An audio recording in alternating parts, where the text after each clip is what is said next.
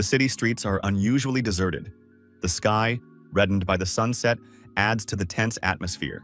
An announcement over the loudspeaker confirms a breach in the underground. All citizens in the vicinity must evacuate immediately. A young man with headphones on is listening to music and performing repair work while standing on a ladder. Some parts of the building need to be painted. The young man surveyed his work and said that everything was now ready. The music in his headphones continues to play. The hunter's pub called The Tavern was finished. There was still not a soul on the street except for this man. The young man said that all that was left now was to arrange the furniture and the establishment could open. The young man looked around and only now realized that there was no one around. He was surprised, since this was the center of the capital. Where had everyone gone? The guy took off his headphones and only then heard the sound of a siren and warnings coming from a loudspeaker. He even jumped in surprise and said his heart nearly leapt out of his chest. Had the dungeon really been breached? The young man looked at his headphones and said they were right to be praised for their noise-canceling feature. Until now, he hadn't heard anything but music. Modern technology is pure magic. You can't hear any of the noise or commotion from outside through the headphones. Suddenly, a horde of zombies appeared from around the corner. The guy was surprised. Could things really be that bad if so many of these monsters were hanging around here? He had to do something. The young man looked around for a suitable object. The young man was surprised. What were the hunters doing? Where had they all gone? A bat and a crowbar were within reach. The young man gripped the crowbar tightly in his right hand and said that there had never been such chaos in the old days. The youth had gone completely soft. The man jumped down from the stepladder and, swinging whatever he could get his hands on, began to deal with the zombies. He realized he'd probably have to clean up the mess himself. The guy couldn't just leave these zombies be because who knows what they might do to his new pub. The number of zombies began to dwindle steadily. The man was handling the situation with great skill. It seemed he was a master with a bat and a crowbar. Zombie blood was everywhere. Their bodies, with broken bones, lay scattered around. The man said that rowdy trash wasn't welcome here, so they shouldn't expect a warm welcome. The guy smiled and said, "Has his place really become such a hit?" New groups of zombies kept arriving. Just before opening, so many customers showed up. The man was covered in zombie blood. A large pile of destroyed bodies already lay at his feet. He said that the brave ones among the remaining survivors could come closer. A whole year had passed since then. The capital now looked nice and tidy. The hunter's pub, The Tavern, was open and always ready to welcome visitors. A female patron of the pub said she didn't believe it. Was it even legal that tomorrow was already Monday? It was B-rank Sheriff Chae Min-jong. She said she'd been working overtime every day this month, including weekends. She'd even worked today and come here right after her shift. Myung-jung complained. Where were her days off? Her bosses were like slave traders. A man sitting nearby said that Myung-jung could just quit, take everything, and walk away. The girl drained her mug and said she really wanted to do just that. However, if she found another job, she wouldn't even come close to earning a comparable salary. B-rank hunter. Kim Hwan told the sheriff to join the hunters and join his guild. He was willing to put in a good word for her. Chae Min-jong said she would never agree to that. Even though they pay more, the work is dirtier. She'd heard that this time, many hunters had been stuck at the gates for several months. Working as a sheriff, at least she gets to go home after her shift. When a mission ends, she gets time off. Meanwhile, the bartender kept pouring drinks. Min-jong told her companion that he and the other hunters should just do their jobs properly. If they had closed the gates on time, the sheriffs wouldn't have had to intervene at all. Kim Hwan pointed out that it wasn't that simple, since there were too many gates for that number of hunters. Min-jong pointed out that if the guy tried harder, he could save his former classmate. Kim Hwan said that Min-jong was a real beast who strangled orcs with her bare hands. Did she really need saving? She shouldn't act like a weak girl. Min-jong took offense at her former classmate. Why was he calling her that? Maybe he wanted this beast to shake all the nonsense out of him, like dust from a carpet. Yoon Lee-jun, the owner of The Tavern, placed a drink in front of the visitor and said that the double Faust was ready. Yoon Lee-jun told the two of them to drink their drinks right there. But if they wanted to have a lover's quarrel, they should get lost and go home. He couldn't stand watching them. They shouldn't upset a lonely man. Min-jong shouted loudly that that wasn't true at all. The owner reacted calmly to her outburst and said, "With her, things are never what they seem." Yoon Lee-jun added that watching those two made a lonely person want to cry. Kim Hwan told the girl not to pay any attention. The owner was just having some fun. If she reacted to his remark, he wouldn't stop. The hunter said that the sheriff falls for the owner's jabs every day. Doesn't life teach her anything? Min Jong was angry, and Yoon Lee-jun smiled slyly. The owner of the tavern said that if the ice melted, it would ruin the drink's taste. The girl caught herself and immediately calmed down. Min Jong downed the contents of her glass in one gulp and said that everything was fine now. Kim Hwan said she was crazy. How could she drink that much of this stuff? Min Jung told the guy to mind his own business. She didn't want to hear that from someone who drank undiluted barrel-strength whiskey. Kim Hwan calmly said that at least he didn't drink whiskey like a barbarian. The girl replied that if you savored it drop by drop, you couldn't taste the alcohol at all. Kim Hwan remarked that this ignorant woman didn't understand anything at all. The sheriff asked the bartender to make another Faust. She wanted a double, shaken but not stirred. Yoon Lee-jun replied that he would take care of it right away. A loud noise was heard from outside. The patrons looked around. Suddenly, someone slammed the door from the outside so hard that it flew off its hinges and landed in the middle of the room. The owner of the tavern and the patrons were extremely surprised. It was definitely a stranger. A stranger entered the tavern and demanded a drink. He said he wanted the strongest liquor available, a whole bottle no less. The stranger took a few steps forward and stood on the door lying on the floor. The visitor told the tavern owner that he had had breakfast with his boss that day and had even gone to the sauna. The sheriff and the hunter realized that this wasn't just some drunk who had wandered into the tavern. Glowing blue eyes and bulging veins, clear signs of mana poisoning. The visitor demanded another drink. This was definitely a mana-infected individual. Kim Hwan loosened his tie and said it wouldn't be easy. But with two B-rank awakened ones here, there shouldn't be any problems. There was a risk he might turn into a demon, so they needed to lure him outside and deal with him there. Min Jong agreed. The sheriff told the master to stay put. The awakened ones would have to handle this. Yoon Lee-jun looked down and saw him standing by the front door. Kim Hwan told the big guy he'd buy him the drink he was looking for, but they'd have to go outside to do it. They'd talk there. The visitor said he didn't want to go anywhere. He would drink here. Min Jong, rubbing her hands together, told the burly man in a rougher tone to get outside immediately. The lovely lady offered him a full-body massage. It would take all his stress away in a flash. It would be foolish to miss such a chance. The customer got angry, grabbed a chair, and smashed it against a nearby table. The situation escalated. The villain told the terrifying woman not to get in his way. Kim Hwan got angry and punched the visitor in the jaw. The hunter declared that one must not tell people the truth to their faces. As he continued to beat the infected man, the hunter added that it was a personal insult, even if it was the absolute truth. The villain wasn't hurt at all. He turned around and grabbed the hunter by the head with his huge hand. Kim Hwan tried to fight back and demanded that the villain let him go. However, it was in vain. The villain lifted the hunter off the ground and said that this guy was annoying him. Min Jong decided to take action. She asked if the brute hadn't heard what she'd said. He had to let the man go immediately. The girl unleashed a unique strike. The villain staggered and released the hunter. Min Jung, using her fire skill, continued to press the thug.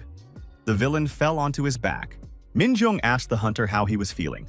Kim Hwan replied that he was fine, he just let his guard down, but it would pass. The sheriff stated that this man was far from an ordinary infected. The hunter agreed. Judging by his strength and speed, he was at least B rank. If they didn't exercise caution, things could end badly. Kim Hwan said that if he had his sword with him, he would have taken down that scoundrel in a heartbeat. Min Jong replied that it didn't matter now. But was that an insult disguised as the truth? The sheriff added that she would hold that against Kim Hwan later. The old friends decided to attack simultaneously. Min Jong also continued to use her fire skills. The villain's eyes began to glow even brighter. He told them not to stand in his way. At the same time, his body began to transform. One powerful blow, and the attackers were sent flying to the side. The infected man turned into an aggressive monster that began tearing the pub to pieces. Min Jun noted that this villain had already fully transformed into a demon.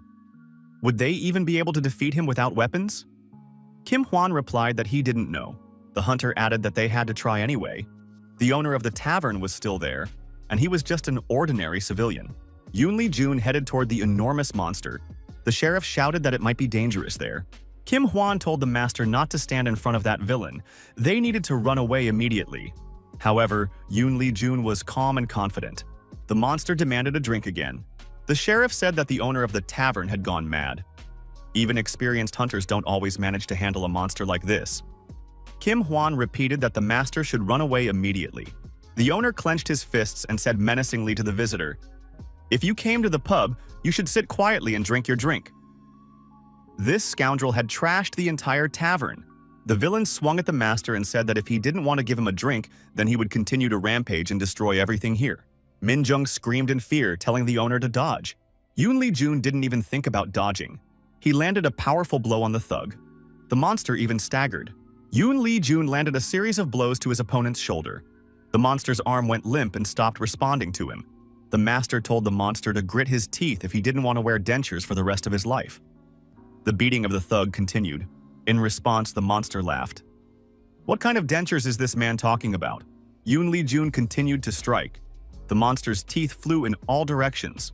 The master kicked him in the leg, right on the pressure point. The monster lost his balance. He could no longer put any weight on his injured leg. Yoon Lee-jun kept beating the thug. Yoon Lee-jun was outraged and asked why this scoundrel had come to his pub. The master slammed the monster's head against the bar counter several times. The monster stopped moving. Yoon Lee-jun held his head down against the counter for a while longer. The protagonist said that the rowdy scum had been eliminated. He had to relieve some stress. The owner of the tavern declared that anyone who dared to wreck his pub would be destroyed. The sheriff and the hunter were stunned by Yoon Lee-jun's behavior. They decided it was best never to anger the master. Min Jung asked if the master was sure he was just a retired B-rank hunter. He didn't fit into that league at all. The hunter pointed out that that's exactly what was written in the country's hunter registry. Yoon Lee-jun told the sheriff that his pub had been destroyed during a demon attack. He had only defended himself because his life was in danger. This is considered self-defense and is covered by insurance. The monster groaned. Yoon Lee-jun kicked it a few times and told it to keep quiet since he was talking to people here. Min Jung looked at the deactivated monster and asked if this hooligan could have really threatened the master's life. Yoon Lee-jun remarked that this useless trash just wouldn't calm down. Hooligans these days have no idea how to behave properly. Yoon Lee-jun noted that, from a legal standpoint, he was in the clear. The sheriff agreed and added that everyone should approve this. There could be no doubt. The demon clearly attacked first. She herself, as sheriff, had witnessed the situation unfold. Yoon Lee-jun was satisfied because if they hadn't approved it, he would have had to go and wreck the police station. The hunter thought the pub owner was a strange man. The master was anything but ordinary. That had become clear from their very first meeting, which had taken place a year ago. The man had reached out his hand and told the guy to wake up. Why on earth had he decided to pass out right in front of his pub on opening day? Yoon Lee-jun stood before a man stripped to the waist lying on the sidewalk. The guy got to his feet, apologized, and said he must have blacked out for a moment. He would leave right away and apologized if he had interfered with the business's success. Yoon Lee-jun stopped the guy and told him to wait a moment. The owner added that there were no customers anyway, and he was dying of boredom. Why not have a drink before leaving? Yoon Lee-jun added that alcohol is excellent for disinfecting wounds. The young man looked up and saw the tavern sign. The young man realized he had no money.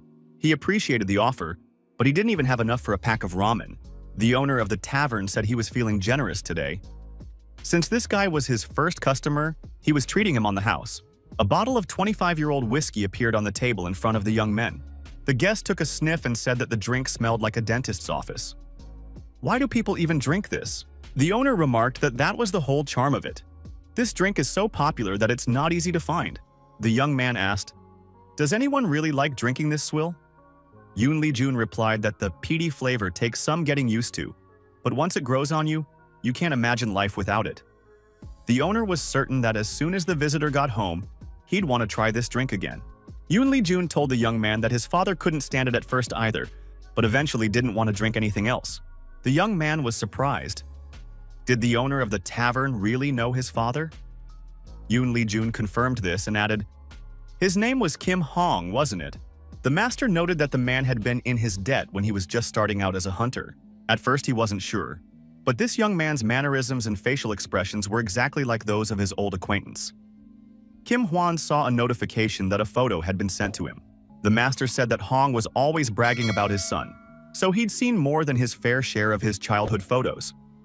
Thanks to Hong, He was able to adapt to life as a hunter fairly quickly. Kim Hwan said that everything made sense to him now. Actually, he had recently become a hunter himself, but this was the first time he had met someone who knew his father. Yoon Lee-jun noted that Kim Hong was from the older generation and rarely visited the country. Therefore, after observing him, he decided to retire. Kim Hwan asked if it was okay for his companion to be drinking during work hours while dressed like that. Yoon Lee-jun replied that he does whatever he wants. He's the boss here. No one can tell him what to do. The pub owner pointed to the sign on the door and said he didn't plan on serving anyone else today, so he'd already put up the closed sign. He didn't feel like working today anyway. The pub wouldn't really open until tomorrow. Kim Hwan said that the image of a bartender in his mind was a bit more disciplined.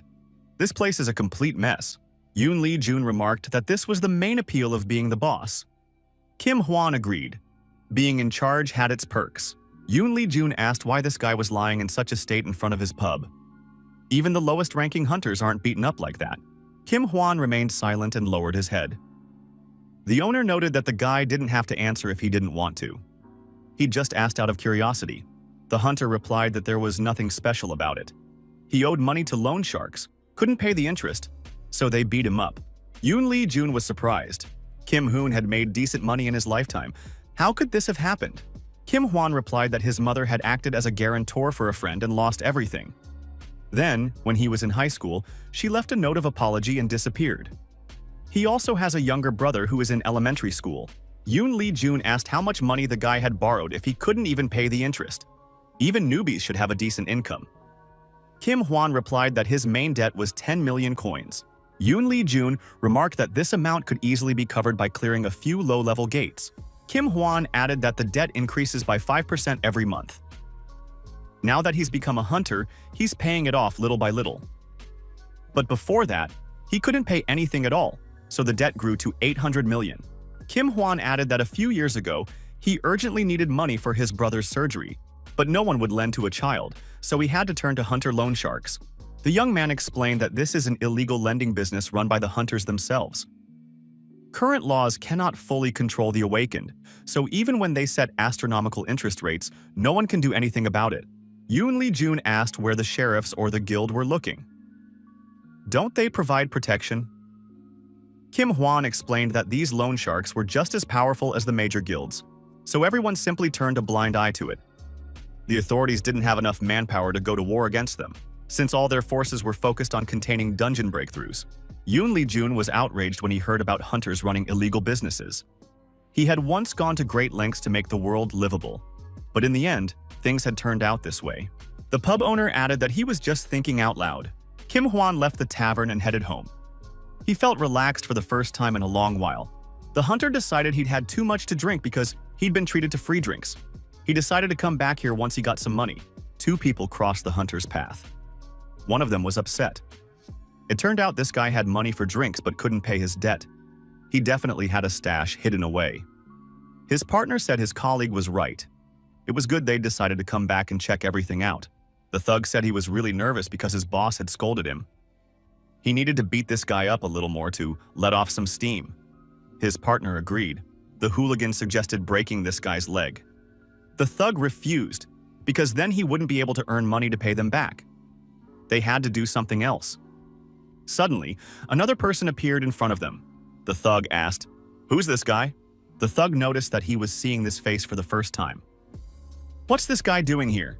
Yoon Lee-jun, and it was him, grabbed the bullies by the heads and squeezed them tightly. The two screamed loudly in pain. Yoon Lee-jun released his grip, and the thugs fell to the ground, bleeding profusely. The protagonist realized that to trash like these two, he was just a man with a lot of questions. The loan shark office was called Hunting Loans with Love.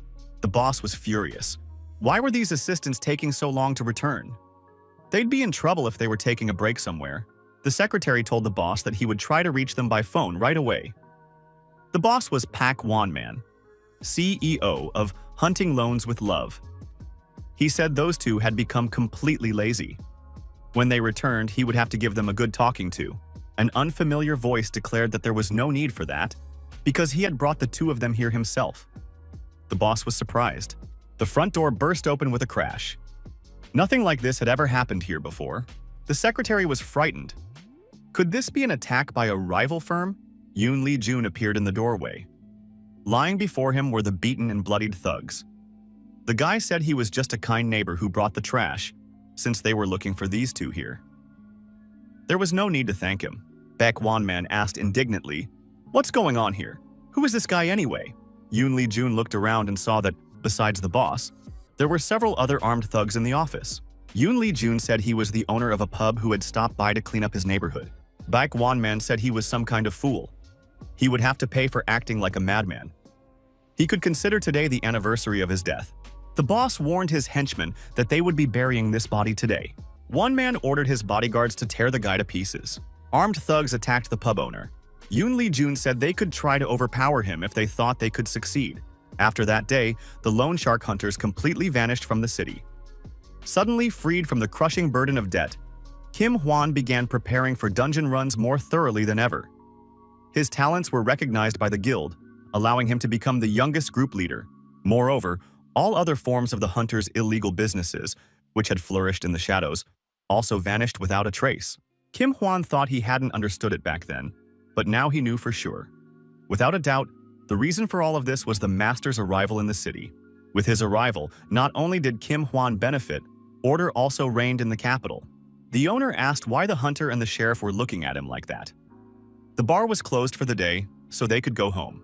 After a while, order was restored in the pub. Yoon Lee-jun admitted that cleaning up hadn't been easy. It was a good thing he had insurance. Not a single day goes by peacefully in this neighborhood. Yoon Lee-jun felt hungry and decided to make ramen before going to bed. The master stepped out of the pub. He mused aloud about what he'd like to eat right now. Yoon Lee-jun saw a child lying on the floor at the entrance to the tavern. Who is this? How did he end up here? The girl said that her dad could open his eyes now. Her father called her his little princess. Her father was holding a gift. The girl said it was for his birthday. The little princess said that it had been hard for her dad to take care of her. She will always be grateful to him. She is so happy that she was born his daughter. The girl asked why her dad was crying. Was he in pain? The man replied that he wasn't in pain. He too was very happy to be her dad. The girl smiled and said that was a wonderful answer. A wristwatch appeared on the man's wrist. He said it was a magnificent gift, that the watch was very beautiful, and that he would take good care of it. Yoon Lee-jun opened his eyes and thought it had all been just a dream. A small child appeared before the protagonist's eyes. Yoon Lee-jun jumped out of bed. He said she had scared him very badly.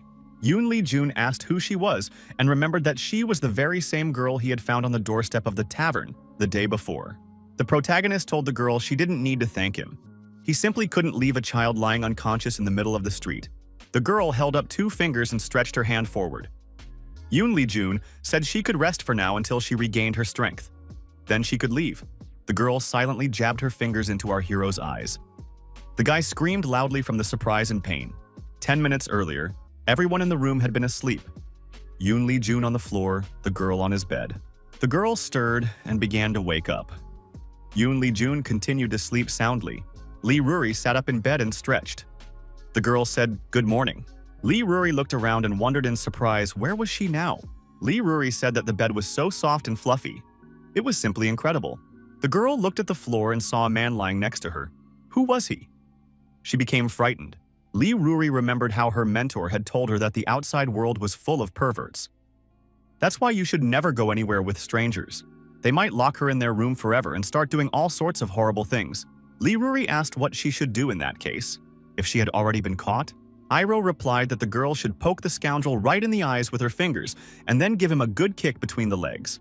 Now Lee Ruri wondered, could this really be the very kidnapping her mentor had been talking about? Yoon Lee-jun stirred. Lee Ruri realized the kidnapper was waking up. The girl was at a loss. She didn't know what to do. Lee Ruri remembered Iroh's instructions and jabbed her fingers into the stranger's eyes. Yoon Lee-jun hadn't expected his day to start with such pain and asked what she was doing.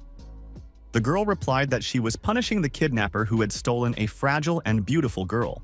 Yoon Lee-jun said that this wasn't kidnapping. The day before, she had been lying unconscious in front of his pub, so he brought her here so she could rest and come to her senses. The girl pointed out that she had been taught that moving someone's body without their consent constitutes kidnapping. Yoon Lee-jun replied that it all depends on the situation. Yoon Lee-jun asked why the girl had poked him in the eyes with her fingers. After all, that hurts. If he were an ordinary person, he would definitely have gone blind, the girl explained. Iroh said that's exactly what she was supposed to do. She did everything right. Yoon Lee-jun's eyes welled up with tears. He asked, "Who on earth is Iroh?" "She must be some kind of crazy person." Our hero, holding his eyes, wondered, why on earth did he pick up this girl? He shouldn't have given her his bed. He should have just left her on the street. Lee Ruri thought, a warm room, a roof to shelter from the rain. Maybe being kidnapped isn't so bad after all? Yoon Lee-jun said, again, that this wasn't a kidnapping. The master said the door was open and the girl could go anywhere she wanted. Lee Ruri didn't budge. Yoon Lee-jun asked why she wasn't leaving. No one was holding her here. She could do whatever she wanted. The girl lowered her head and said she didn't know what she was supposed to do. Go anywhere. Do whatever she wants. What does uncle mean? The girl's stomach growled loudly. Lee Ruri said she wanted to eat. The guy ruffled the girl's hair and said that in that case, they would eat first and talk later. The protagonist tried to cook the food as quickly as possible and told the little troublemaker to wait a little while.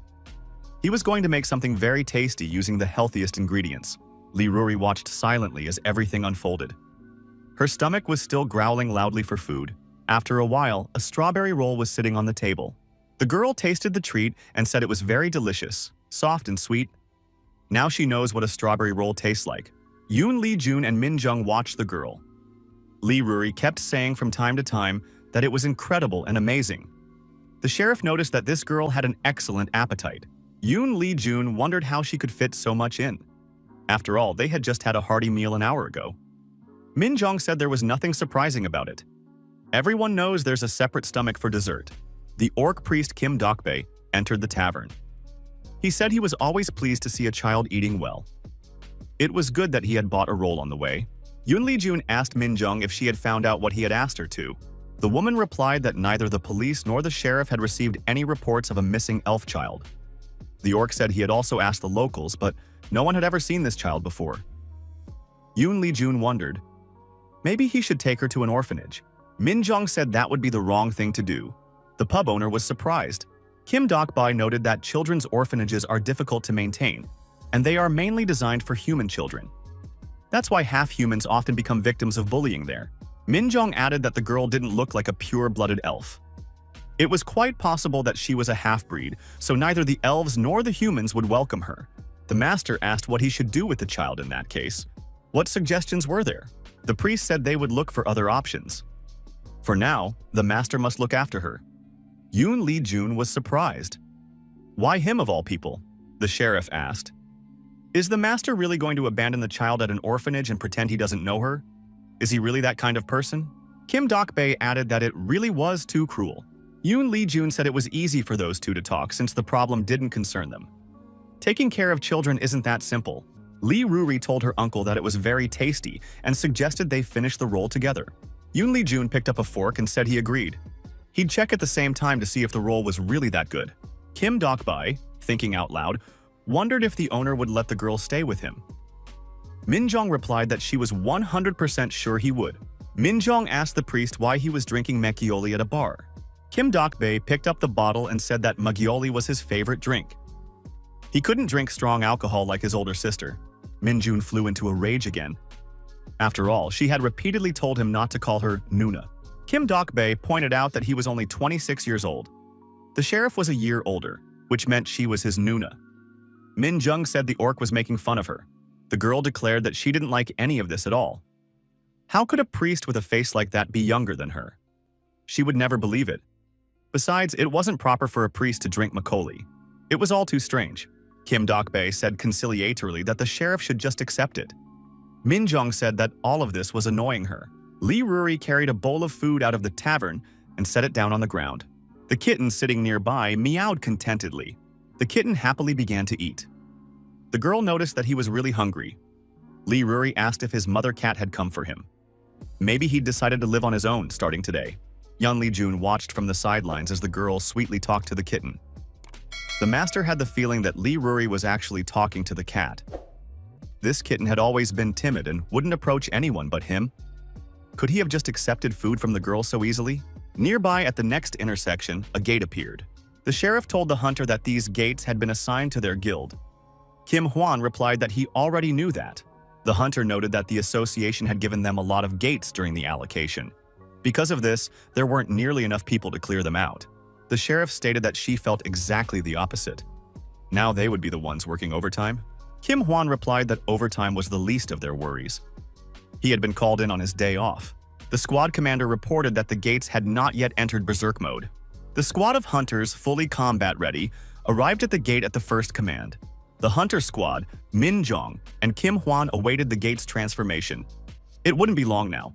After a while, the squad commander, Lee Yoon-young, announced that the gate had entered berserk mode. The next moment, armed monsters began emerging from the gate. The hunters immediately attacked these monsters, preventing them from spreading throughout the city. Sheriff Min Jong, performing her duties to maintain order and using her unique abilities, fire magic, also attacked the monsters. Min Jong noted that these monsters were very noisy and smelly freaks. Captain Lee Yun-young ordered all units to open fire to kill. The armed hunters opened fire with automatic weapons, declaring that these green monsters must be destroyed. Kim Hwan, sword in hand, bravely fought the monsters, landing critical hits on them. The hunter said he had to stay on high alert at all times since there were so many monsters. Min Jong, using fire magic, set nearby monsters ablaze as if with a flamethrower. Kim Hwan said that the sheriff was acting very provocatively, as if she were the only one destroying these monsters. Min Jong replied that from the outside, her behavior looked very cool. The hunter and the sheriff decided to make a bet. Whoever kills fewer goblins would have to buy drinks today. Kim Hwan said that thanks to the sheriff, he'd be drinking on someone else's tab today. In the end, Min Jong killed one fewer monster. In the end, Min Jong drank free alcohol. The girl said sadly that she had lost. The hunter added that he would gladly drink to her health, and on her tab. Min Jong snapped back at him angrily. Yoon Lee Jun said that dungeon breaches and incidents at the gates were a common occurrence. Min Jong told the bartender to make them another round. Yoon Lee Jun greeted the new visitor. Min Jong saw this visitor and, unable to control herself, sprayed a stream of drink from her mouth right at her companion. Kim Hwan cursed in response and asked what she was doing here. Min Jong was surprised. "What is the chairman doing here?" The association chairman had indeed entered the tavern. The old man said he was very happy to see them. He hadn't seen Min Jong and Kim Hwan in a long time. He was glad that his former classmates were still getting along so well. Kim Hwan still didn't look cheerful. He greeted the chairman. It was the chief sheriff and chairman of the Hunters Association, an S-rank hunter, Baek Cheol-gu. The chairman apologized for the late visit, but he needed to speak with the owner of the establishment. Baek Cheol-gu asked the two of them to step out for a few minutes. Min Jong was surprised. Could the owner really know the chairman? Kim Hwan got up from his seat and said they were about to leave anyway. Min Jong objected, since she had just placed her order and they still had plenty of food left. Kim Hwan said her boss was asking them to leave. Baek Cheol-gu apologized for interrupting them. Because of this, he would pay their bill. Min Jong was delighted and said she'd save money on drinks today. Kim Hwan pointed out that the deal still stood. She would pay for the second round. Yoon Lee Jun told Lee Ruri to go upstairs to her room. The girl looked intently at the stern old man. Lee Ruri squinted and smiled at the chairman. The old man couldn't help himself and smiled back at the girl. The girl ran into the room and said that the slime baby was running away as fast as she could. Baek Cheol-gu remarked that this girl was very energetic. The host placed a glass in front of the chairman and asked, "Just 2 fingers of straight vodka?" Baek Cheol-gu confirmed this. The old man was pleased that the master still remembered. Baek Cheol-gu told the host that it had been a long time since they'd seen each other. Hunters make up only 1% of the Earth's total population. They are a select few, endowed with superpowers. Their strength was enough to stand up to the monsters appearing all over the world. Humanity established an association, creating a system perfectly suited for survival. Those who hunted the monsters were called hunters. The organization they created was called a guild. However, too many portals and dungeons appeared, and the hunters could no longer cope, for their strength was not limitless. Monsters began to break out of dungeons that hadn't been cleared in time, accompanied by various anomalies. The Hunters Association called this phenomenon dungeon breaches, or gate rampages. Only a portion of the hunters decided to devote themselves to eliminating these breaches, resulting in their profession splitting into 2 main categories. Those who focused on clearing the gates and dungeons were ordinary hunters. There were also those who chose to work for the state, sheriffs responsible for the country's internal security, The person who enacted the Hunter Act to protect peaceful citizens managed to restore order amidst the chaos, and led all the sheriffs was an S-rank hunter. He was the guardian Pei Cheolgu. There was also the one whom this living legend called Brother. It was the owner of the tavern, Yun Lee Jun. The protagonist asked how Cheolgu knew he was here. The old man replied that he was, after all, the chairman of the Hunters Association, and had known for a long time that his brother had returned. Cheolgu admitted that the drink the host was pouring was, as always, of excellent quality. The chairman noted that Yun Lee Jun didn't even try to hide. After all, he openly hunted down criminal hunters. That's why they even nicknamed him Mad Dog. Yun Lee Jun said he couldn't stand that nickname. With so many cool and flashy words out there, why did they have to call him Mad Dog? The chairman said he had nothing to do with it. Yun Lee Jun agreed, adding that it simply annoyed him. Baek Cheol-gu said that in any case, Brother had helped them a lot by keeping order in the capital. The owner replied that the old man could keep his thanks to himself. He had merely restored order around his establishment. Baek Cheol-gu asked how many years had passed. It had been since Yun Lee Jun left to search for Siwa that they'd last seen each other. The tavern owner replied that exactly 20 years had passed since their last meeting. The protagonist added that time flies and asked, "Are the old man's sense of taste and smell still the same?" Cheol-gu admitted that he still couldn't distinguish smells, or tastes for that matter. Yun Lee Jun remarked that in that case, there was no point in treating the chairman to good liquor. The old man objected. He could still perfectly sense the strength of alcohol and the effects of intoxication. He could tell good vodka from cheap vodka. Yun Lee Jun was surprised. After all, Cheol-gu used to jump out of bed at the mere mention of wine. Why did he make such a deal? The old man replied that he had no regrets. By sacrificing his sense of smell and taste, he had sharpened his other senses. This had made him much stronger. The chairman asked the tavern owner if he had found Soa. The master replied that he still hadn't found that unbearable girl and had no idea where she might have run off to. He didn't have a single lead. The chairman asked how long the brother intended to continue this search. 20 years had already passed since her disappearance. Yun Lee Jun told the old man to shut up. He didn't even dare to think anything bad. The protagonist added that he would only stop looking for Soa on the day of his death. The old man laughed. He had begun to think that this guy had retired. However, his aura hadn't changed a bit. Cheol-gu remarked that his brother hadn't aged a bit. He'd heard such rumors, but the guy really did look exactly the same as he did 20 years ago. Yun Lee Jun told Cheol-gu to stop talking so much and get to the point of his visit. What did the old man want from him? Cheol-gu asked. Can't a younger brother just come visit his older brother? Yun Lee Jun was surprised. Since when had the old man become so sentimental? If that were true, he would have shown up here a year ago. Cheol-gu admitted that this was only half true. Lee Ruri rushed into the protagonist's arms and told her uncle that she was very hungry. The girl jumped onto his shoulders, clung to his hair, and said she wanted some really delicious food. Yun Lee Jun said he understood.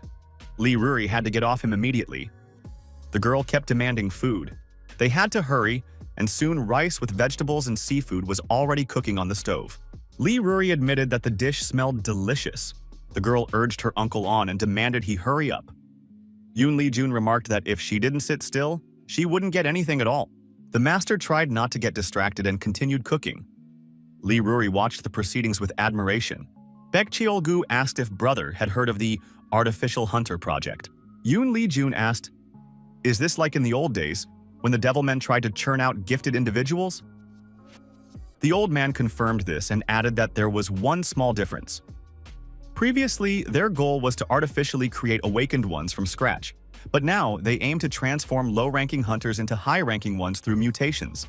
Cheol-gu asked, "Brother, you know about mana poisoning, right?" Yun Lee Jun remarked that one such person had stopped by his pub the other day. The chairman added that this was a classic side effect of body modification using monster flesh or blood. If the symptoms worsen, the test subject loses their mind and turns into a devil human. The chances of success are slim, but with favorable genetic compatibility, the subject becomes a powerful awakened. Their rank increases by 1 level. If a miracle occurs, it can rise by 2 levels at once. Given the nature of these experiments, demon men are clearly behind them. The chairman added that they are still investigating, but there is no concrete confirmation yet. Even if they lack physical evidence, there is plenty of circumstantial evidence. Cheol-gu told his brother to listen to him until the end. The main goal of the Artificial Hunter project is to enhance abilities through body modification. But new information has recently come to light. It concerns the child in the flask, the homunculus. These scoundrels are kidnapping refugee children from other worlds, artificially altering their genes and crossbreeding them with monsters to then grow homunculi from the resulting embryos. Yoon Lee Jun was outraged. How can they interfere so crudely with the laws of nature? He doubts that this yields any successful results at all. Even conception between humans, elves, and orcs is an enormous rarity. Yet they are trying to crossbreed creatures that are completely incompatible with one another. Chulgu agreed that this could not possibly succeed. Most children created in this way die within less than a month. Only 1 in 100 survives to reach a year of age. Undoubtedly, only madmen are capable of such a thing. Yoon Lee Jun said he deeply regretted it. But why was the chairman telling him all this? After all, he was no longer a hunter, and he had no need to know. Chulgu asked if the girl whom his brother had taken in was named Lee Ruri. All intelligence connections had been mobilized to compile a dossier on her. The old man added that no matter how hard he looked, he found absolutely nothing on her. Yoon Lee Jun asked if this could really become a problem. The chairman confirmed it. 30 years have passed since the passage to another world was opened. The administrative system has long been streamlined. They live in an era where half humans cannot hide from the government. However, no mention of this child has been found anywhere. Chulgu noted that in that case there were only 2 possibilities. Either the girl is a refugee from another world, or she is a test subject from the Child in a Flask project. The chairman added that this was merely his assumption. She was likely just an ordinary refugee from another world. Often, they simply had bad luck. They stumbled into a portal or dungeon by accident and ended up on this side. Chulgu suggested that even if something extraordinary were to happen, it wouldn't be a problem for someone like brother. Finishing the vodka in his glass, the chairman said he had decided to warn Yoon Lee Jun just in case. The tavern owner thanked him for the information. The chairman admitted that the drink was excellent and said goodbye to brother. He promised to drop by for a visit from time to time. Yoon Lee Jun thought that this Bai Cheol-gu was a real sly one. He left quietly and didn't even pay the bill. The chef said the fried rice with kimchi was ready, and the girl could start eating. Lee Ruri tasted it and said it was insanely delicious. Could kimchi really become this tasty when fried? The girl added that it was so delicious she couldn't stop eating. Yoon Lee Jun remarked that it couldn't be any other way since he had cooked it himself.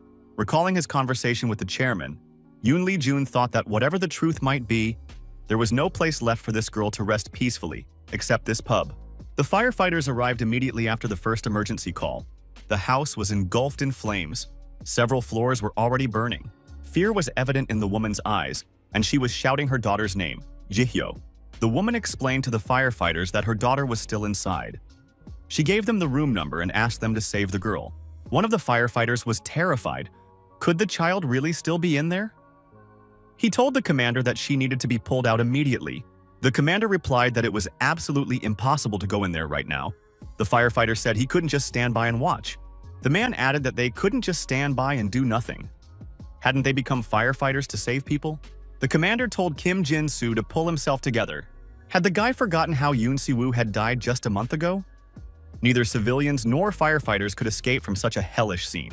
The commander added that one must distinguish between courage and recklessness. He didn't want to allow any more senseless losses. Kim Jin-soo stood before the flames, unable to do anything. It really did look like madness. Sheriff Min Jong suddenly appeared. The girl told everyone to step aside. She would save this child. Surely she understood correctly that a girl was still inside the house. The commander was surprised. What was she talking about? After all, it was very dangerous. Min Jong showed her hunter's license and said she was in a great hurry. They could skip the formalities. The firefighter confirmed that the girl was still in the room on the 5th floor. Min Jung thanked him for the information. The firefighter asked the commander, "Shouldn't we stop her?" The captain replied that everything would be fine, since she was a B-rank sheriff. This woman is one of the superhumans whom ordinary citizens aren't even allowed to judge. Suddenly, there was a powerful explosion, and debris from the building flew in all directions. The woman screamed and rushed toward the fire, but the firefighter held her back. A short time later, the sheriff emerged from the flames with a child in her arms. Min Jong reported that the girl was fine. The mother rushed to her daughter. Min Jong said there was no need to worry. The girl had simply lost consciousness briefly after inhaling smoke.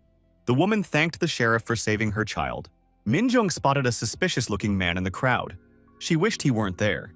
Min-jung thought she was really in for it now. The bartender was mixing a drink: brandy, orange liqueur, and lemon juice. Everything had to be shaken thoroughly. The result was a sweet and sour, strong and tempting sidecar cocktail. S-rank Sheriff Kim Min-soo said it was simply excellent. The man added that these cocktails always had the perfect balance. Yoon Lee-jun replied that it couldn't be any other way, since he made them himself. Min-jung wondered why the host was being so immodest. Yoon Lee-jun asked, "Who's grumbling again over there? It's making my ears itch." Kim Min-soo asked, "Is Min-jung still holding a grudge?" Her shift had ended long ago. It was time for her to calm down. Min-jung admitted that acting on her own during the surveillance was a huge mistake, but she just couldn't stand by and watch a child die right before her eyes. Kim Min-soo said she had done everything right. Min-jung was angry at the captain. Min-jung added that the captain always acts like he's some big shot, even though he doesn't know the first thing about working on Earth. Yet today, he lectured her for another half hour. Min-jung asked, "Does a hunter's rank really decide everything? How can a person with no common sense be in charge?" The girl remarked that Kim Min-soo should be in the captain's place. Min-jung added that his track record and skills are the best among all sheriffs. Kim Min-soo pointed out that he was only a C rank. Even though a sheriff's job is considered an office job, they're still hunters, and hunters won't listen to someone weaker than themselves. Min-jung said that wasn't true. After all, she always listened to Kim Min-soo. Min-soo reiterated that he believed the girl had done the right thing. If not for her, they wouldn't have been able to save that little girl. It was unlikely a hunter with salamander skin would have happened to be passing by. Kim Min-soo remarked that his own daughter could have been in that child's place. Just the thought of it was unsettling. However, the knowledge that Min-jung could come to the rescue brought him peace of mind. The sheriff told the girl not to worry. She wouldn't face any disciplinary action at work. Even the regular police could handle simple surveillance. The guy glanced at his watch and said it was time for him to leave. Min-jun was surprised. Why was Min-soo leaving already? After all, he'd only had one drink. Kim Min-soo said he needed to check something before going home. It was his daughter's birthday tomorrow, and he wanted to finish his paperwork ahead of time. Min-jung thought of her own daughter. She wished him good luck. Kim Min-soo remarked that the hunter didn't seem to be drinking much, but Min-jung should also go home early. The girl agreed and asked him to tell Hyun-jun that she missed the girl. Kim Min-soo said he would definitely pass that on to her daughter and left the tavern. Yoon Lee-jun remarked that he was an excellent mentor. Chae Min-jong agreed and added that he was the sheriff she respected most of all. Even though his hunter rank was stuck at C, he was one of the few who deserved to be called a sheriff. Yoon Lee-jun said you can't judge a person by their rank. Min-jung agreed and asked the bartender to pour her a sidecar too. Better make it a double. Sheriff Kim Min-soo was covered in blood and sitting on the ground. The criminal declared that the hunters here were the real villains. The criminal, holding a bat, said that they were just lucky to be born under a lucky star and become hunters without lifting a finger. Now they live comfortably thanks to their high salaries. The villain added that he too wanted to live life on his own terms, just like the hunters. There was no need to stand in his way. The scoundrel shouted at the hunter not to dare remain silent. He had to say something, anything. The villain grew even angrier. Did this man really intend to play silent with him until the very end? The criminal raised his bat and added that pretending wouldn't help him. He'd see how long this hunter could last. The villain began beating Kim Min-soo with the bat. After a while, other sheriffs arrived at the crime scene. Min-jung carefully examined the crime scene. Her colleagues were meticulously collecting evidence and taking photographs. Min-jung clenched a sheet of paper with the wanted criminal's photo in her hand with anger. With tears in her eyes, his daughter begged for her father to wake up. Kim Min-soo lay on a hospital bed wearing an oxygen mask. The girl said it was her birthday today. Daddy shouldn't be stuck here. After all, he promised they'd go to the amusement park and eat all kinds of delicious treats. His daughter cried by her father's bedside. Kim Min-soo never regained consciousness. Mi-young-jung appeared at the door of the ward, accompanied by the attending physician. The sheriff asked how he was doing. The doctor replied that, fortunately, he had been found shortly after being wounded. Moreover, thanks to a high-ranking healer, all external injuries had already been treated. It's a good thing he appeared in his normal state in front of his family. His injuries upon admission were simply horrific. That must be why he still hasn't regained consciousness.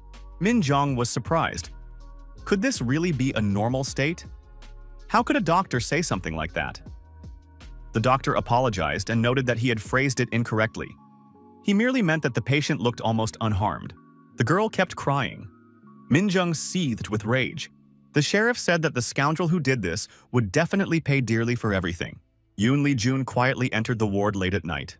He saw the sleeping girl and covered her with a blanket. The doctor assessed the patient's condition with an expert eye. He didn't make a sound so as not to wake the girl. Lee Ruri, standing nearby, said that the sheriff's little sister might be in danger right now. Yoon Lee Jun replied that he thought so too. She needed help. Incheon, the Chunggu Industrial District. An old abandoned building. A man is eating instant noodles inside the building. There are mangled bodies all around him. Blood is everywhere. He noted that shrimp ramen is the best. Suddenly, a voice behind him called out his name. Ryu So-hyun, 37 years old, male, 17 prior convictions. He has never worked an honest day in his life. A true scum who does nothing but maim those around him due to uncontrollable outbursts of rage. All this was being said to the girls slowly approaching the criminal. Sheriff Min Jong added that a month ago, he stabbed the owner of a computer club to avoid repaying a paltry debt. After that, he managed to break free from the police cordon thanks to his incredible physical abilities. Min Jong added that since he is not listed in the Registry of Awakened Ones, there is speculation that he is a devil man who underwent an illegal procedure. To eliminate this potential threat, a sheriff was dispatched to the scene. Ryu So-hyun saw the girl and remembered. She was the very same sheriff who had rescued a child from a burning building. The villain said she was very skilled at telling stories. Min Jong stated that the fact of the warehouse owner and his employees' deaths had been confirmed. Ryu So-hyun was arrested for assaulting a detective, trespassing, and dozens of other charges. The criminal laughed and said she was acting very provocatively. To her, as an awakened one, all people probably seem like pathetic insects. Ryu So-hyun noticed that she had come here alone. Did she really expect him to obediently follow her orders? The sheriff showed her badge and told him to shut up immediately. He had the right to remain silent. Every word he said could now be used against him. She didn't care whether he hired a lawyer or not. The criminal's eyes flashed. He said they were all the same. All they did was force him to shut up and listen. They were just lucky enough to be born luckier than him. Ryu So-hyun said she had no right to ignore him, swung his bat, and shouted that he was going to destroy her right then and there. Min Jong said, "Finally, he's taken action." The main thing was that she had read him his rights. Min Jong dodged the bat and counterattacked the thug, landing a punch to his torso. The next blow landed on his jaw. Ryu So-hyun staggered and dropped the bat. Blood spurted from his mouth. Min Jong continued her attack. With a kick to the head, she knocked the criminal to the ground. The girl noticed that this scoundrel had talked so much about luck and injustice. Was this really all he was capable of? Min Jong realized that this scoundrel had beaten a C-rank hunter into a terrible state, so he couldn't possibly be that weak. The sheriff reached out her hand and told the scoundrel to get up immediately. She hadn't even started beating him yet. Ryu So-hyun raised his head, jumped to his feet, and shouted loudly. He swung his fist and lunged at the sheriff. Min Jong dodged the attack and said he was very slow and clumsy. After that, the girl landed another series of blows on her opponent. Ryu So-hyun kept coughing up blood. Min Jong was puzzled. Was he really that weak? After another blow, Ryu So-hyun flew to the side and fell to the ground. The sheriff approached the criminal again and asked why he was sitting there. Min Jong kicked him and told the scoundrel to get up immediately. Did he really think he'd get off that easily? Ryu So-hyun said that this woman had no right to look at him with such a scathing gaze. The villain shouted that she had no right to look down on him. After that, there was a bright flash, and the criminal transformed. Now the monster lunged at Min Jong. Min Jong managed to dodge effectively. The sheriff struck again, but this time at the monster. The monster stayed on its feet, counterattacked, and Min Jong took a heavy blow flying backward. The girl managed to stay on her feet. However, she realized she was now facing a more dangerous opponent. The monster said the games were over. The woman would regret coming here. Min Jong said she knew it all along. This was the demon's true form. Its movements had lacked technique, but now it was flitting about like a gymnast. The sheriff declared that now that everything had been confirmed, she no longer needed to hold back. Min Jong activated her fire skill and said she was now ready to give it her all. A fireball appeared in her hand. The girl hurled the ball and hit the monster in the head. The head burst into flames and the fire began to rage. The heat blast sent the monster's teeth flying in all directions, but it showed no fear. Minjung activated chain reaction, and the monster's body was engulfed in flames. However, the sheriff noticed that the fire was starting to die down, and this surprised her. The girl saw that the monster was devouring the flames. How was that possible? The monster said that the sheriff was a scoundrel, but that her flames were quite tasty. The monster thanked the girl for the fire and added that the flames had really perked him up. Minjung noticed that the monster had sped up. Its attacks became faster and stronger. The sheriff blocked her opponent's blows, but they were now more precise. The more fire he consumed, the stronger he became. Usually, Demon's physical strength corresponds to B rank, though right now his was closer to A rank. No wonder he had defeated Kim Min-soo. Minjung closed the distance to within arm's reach and landed a punch right on her opponent's head. The monster just laughed in response and told her to hit him even harder. Ryu So-hyun asked the sheriff to attack him properly with her flame at least one more time. Minjung realized that this monster was clearly some kind of pervert. The opponents exchanged a series of blows. Neither had the upper hand. Minjung thought she had the speed advantage, but her opponent was much stronger. The longer the fight dragged on, the faster she would run out of steam. The monster uses flames to regenerate. If she lets even a single blow land, the fight is as good as over. Its fire completely suppresses the abilities of the awakened one. The last thing the girl wanted to admit was that she was no match for this monster. Minjung decided she would have to accept it after all. If she didn't face the truth, she wouldn't be able to win. She had to focus. If her opponent landed even a single accurate blow, she wouldn't be able to hold her ground. The monster came close enough to ask what the sheriff was thinking so intently about right in the middle of the fight. Minjung noticed that he had become even faster. Ryu So-hyun struck, and the sheriff fell to the ground. The girl felt pain and realized she had stumbled onto metal bars that pierced right through her body. The monster said they were all like that. Everyone called him trash, despised him, ignored him, and thought he was worthless. Ryu So-hyun added that now he had gained the power to crush those arrogant hunters into dust. Now, no one would dare ignore him. The monster stepped closer and asked if the woman on her knees wanted to beg him for mercy. Perhaps he would take pity on her and spare her life. Minjung raised her hand and gave the monster the middle finger. She added that she saw a pathetic sight before her. Ryu So-hyun got angry, swung his fist, and lunged at the sheriff. Minjung closed her eyes and thought that this was the end for her. Kim Hwan would avenge her. However, nothing happened. Minjung opened her eyes and saw the owner of the tavern standing before her. Yoon Lee-jun stepped between her and the monster and blocked its path. The girl was surprised. What was the master doing here? Yoon Lee-jun grabbed the monster by the head and squeezed it tightly. The monster was surprised. What was going on here? Yoon Lee-jun asked who he even was. The master was outraged. How dare this scoundrel lay a hand on his precious client? Lee Ruri approached the sheriff. The girl was holding a flask of liquid. She said her uncle had asked her to give this to her little sister. Minjung realized it was a healing potion. The sheriff took the vial and thanked Ruri for her help. She said she had one small request for the girl.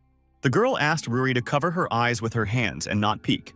The sheriff thought that if she drank the potion now, her wounds would heal in an instant. Overcoming the intense pain, Minjung leaned forward and slid down from the metal bars. Blood gushed out with renewed force. Covering the wound with her hand, Minjung downed the healing potion in one gulp. The wounds began to close before her eyes. The sheriff thought that this potion was at least of medium rank.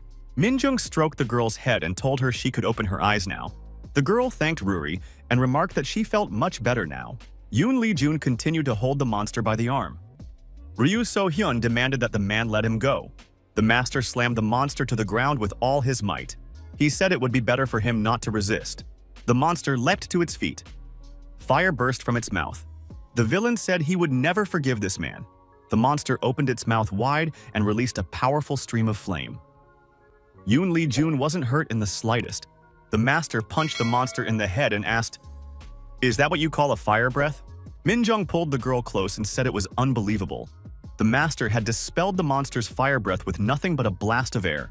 The monster looked around, unable to figure out where the man had gone.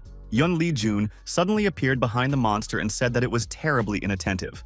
The master struck the monster again and knocked it to the ground. The young man called the monster rude and asked if he understood what he had done wrong. Ryu So-hyun didn't know where to hide and replied that he didn't know what he had done wrong. The protagonist continued beating the villain and said that he shouldn't talk to adults that way. He had to be polite. The master remarked that words wouldn't help here. Doesn't this guy get it? The guy added that he's always hated people who don't know their place. Yoon Lee-jun added that the monster had made 2 serious mistakes. Ryu So-hyun shouted that he hadn't done anything wrong. If anyone was to blame, it was humans and this whole rotten world. The protagonist kicked the monster and told him he had to listen until the end and not interrupt when adults were speaking. The man asked who taught this monster to be so rude. He needs to be taught a proper lesson. Yoon Lee-jun added that this guy had made 2 mistakes. First, he raised his hand against the master's regular customer. Second, this scoundrel ruined the celebration for a father who wanted to wish his daughter a happy birthday. The beating of the monster continued. Ryu So-hyun shouted for the man to stop. He admits that he was truly in the wrong. Yoon Lee-jun continued. Third, he saw the girl's tears on her birthday. The master added that fourth, this had seriously angered him. Min Jong said that the master really could kill this monster, although this scoundrel deserved it. The sheriff covered the girl's eyes with her hands and told Ruri not to watch. The beaten monster said that the man had only 2 reasons. Why does he keep beating him? Yoon Lee-jun was surprised. What did the monster mean by that? The protagonist calmed down and got to his feet. The bloodied monster lay motionless. The guy said he finally felt relieved. Min Jong said she never would have thought she'd see a high-rank B-class demon beaten to a pulp. And it happened without any special skills, just with bare hands. Min Jong asked who the master really was. The master noticed that the wounds on the girl's body had healed perfectly. She could even walk already. Min Jong said that something else was more important right now. Yoon Lee-jun told the sheriff not to worry too much about it. He had simply lent a helping hand to a regular customer. Yoon Lee-jun turned around and asked the sheriff. She already knows who he really is, doesn't she? He's just the owner of a local pub. As he left the room, the protagonist said that if the sheriff felt she owed him, she could come by more often and drink more. The master told the girl that it was time for them to go home. Min Jong remained sitting in the warehouse. By this point, she had accumulated many questions, but she couldn't find the answers. The girl continued to stay in the hospital room by her sick father's bed. The man woke up, opened his eyes, and saw his sleeping daughter beside him. Kim Min-soo told his daughter that her father had given her quite a scare. The girl woke up, saw her father awake, and threw herself into his arms. Iroh and Lee Ruri ran as fast as they could in the given direction. Iroh said they were almost there and that Ruri needed to hurry. Iroh told Ruri to go in first. The girl replied that she understood. Iroh watched the girl run away. Lee Ruri was already at the threshold of the next room. Iroh turned around and saw a huge monster in front of her. Ruri asked, "Why did Iroh stop? She should run away with her as fast as she can." Iroh swallowed a pill and told Ruri to listen carefully. The mentor explained that if the girl were caught again, she would be treated worse than a lab rat. That's why she had to run away immediately, as far as possible. Then she would be able to live happily in freedom. Iroh turned around and walked toward the monster. Lee Ruri looked at her mentor in fear. Iroh broke the combination lock on the wall, and the door slammed shut. The woman said that if she blocked all the exits here, no one would be able to chase after the girl for a long time. Lee Ruri started crying and asked, "Won't Iroh come with her?" Iroh braced herself for the confrontation and said that Ruri was a smart girl and should already understand what was about to happen. The mentor repeated that the girl should run away quickly. She begged her to do so. Lee Ruri stood motionless for a moment, tears streaming down her cheeks. The girl rushed to the closed door and cried out that this wasn't supposed to happen. After all, Iroh had promised they would run away together. Ruri continued to cry and repeat her mentor's pleas. Morning came. Yoon Lee-jun was still asleep in his bed, muttering in his sleep that it wouldn't fit him anymore. Ruri had been awake for a long time. She grabbed a pillow and threw it at her uncle's head. Yoon Lee-jun opened his eyes and called the girl a little rascal. Ruri wished her uncle a good morning. The master grabbed the pillow and rushed after the girl. He reminded her that he had already asked her not to throw pillows at a sleeping person's face. Lee Ruri was already 12 years old. The girl knew something about herself. It's a secret, but in reality she was born as a result of an experiment conducted by a secret organization. That was probably why she had been so sensitive to mana flows since birth. And her intuition was excellent. She always knew when something was brewing. When the gate spiraled out of control, it felt as if the air currents were shifting, or space was tearing at the seams. A message popped up on his smartphone saying the gate had opened again. A mana surge had been detected nearby. Lee Ruri said that the guy with the scars would be coming today. Yoon Lee-jun agreed and asked how the girl knew that. Ruri replied that it wasn't any of his business. Ever since Ruri arrived here, she had been a huge help and had honestly earned her keep.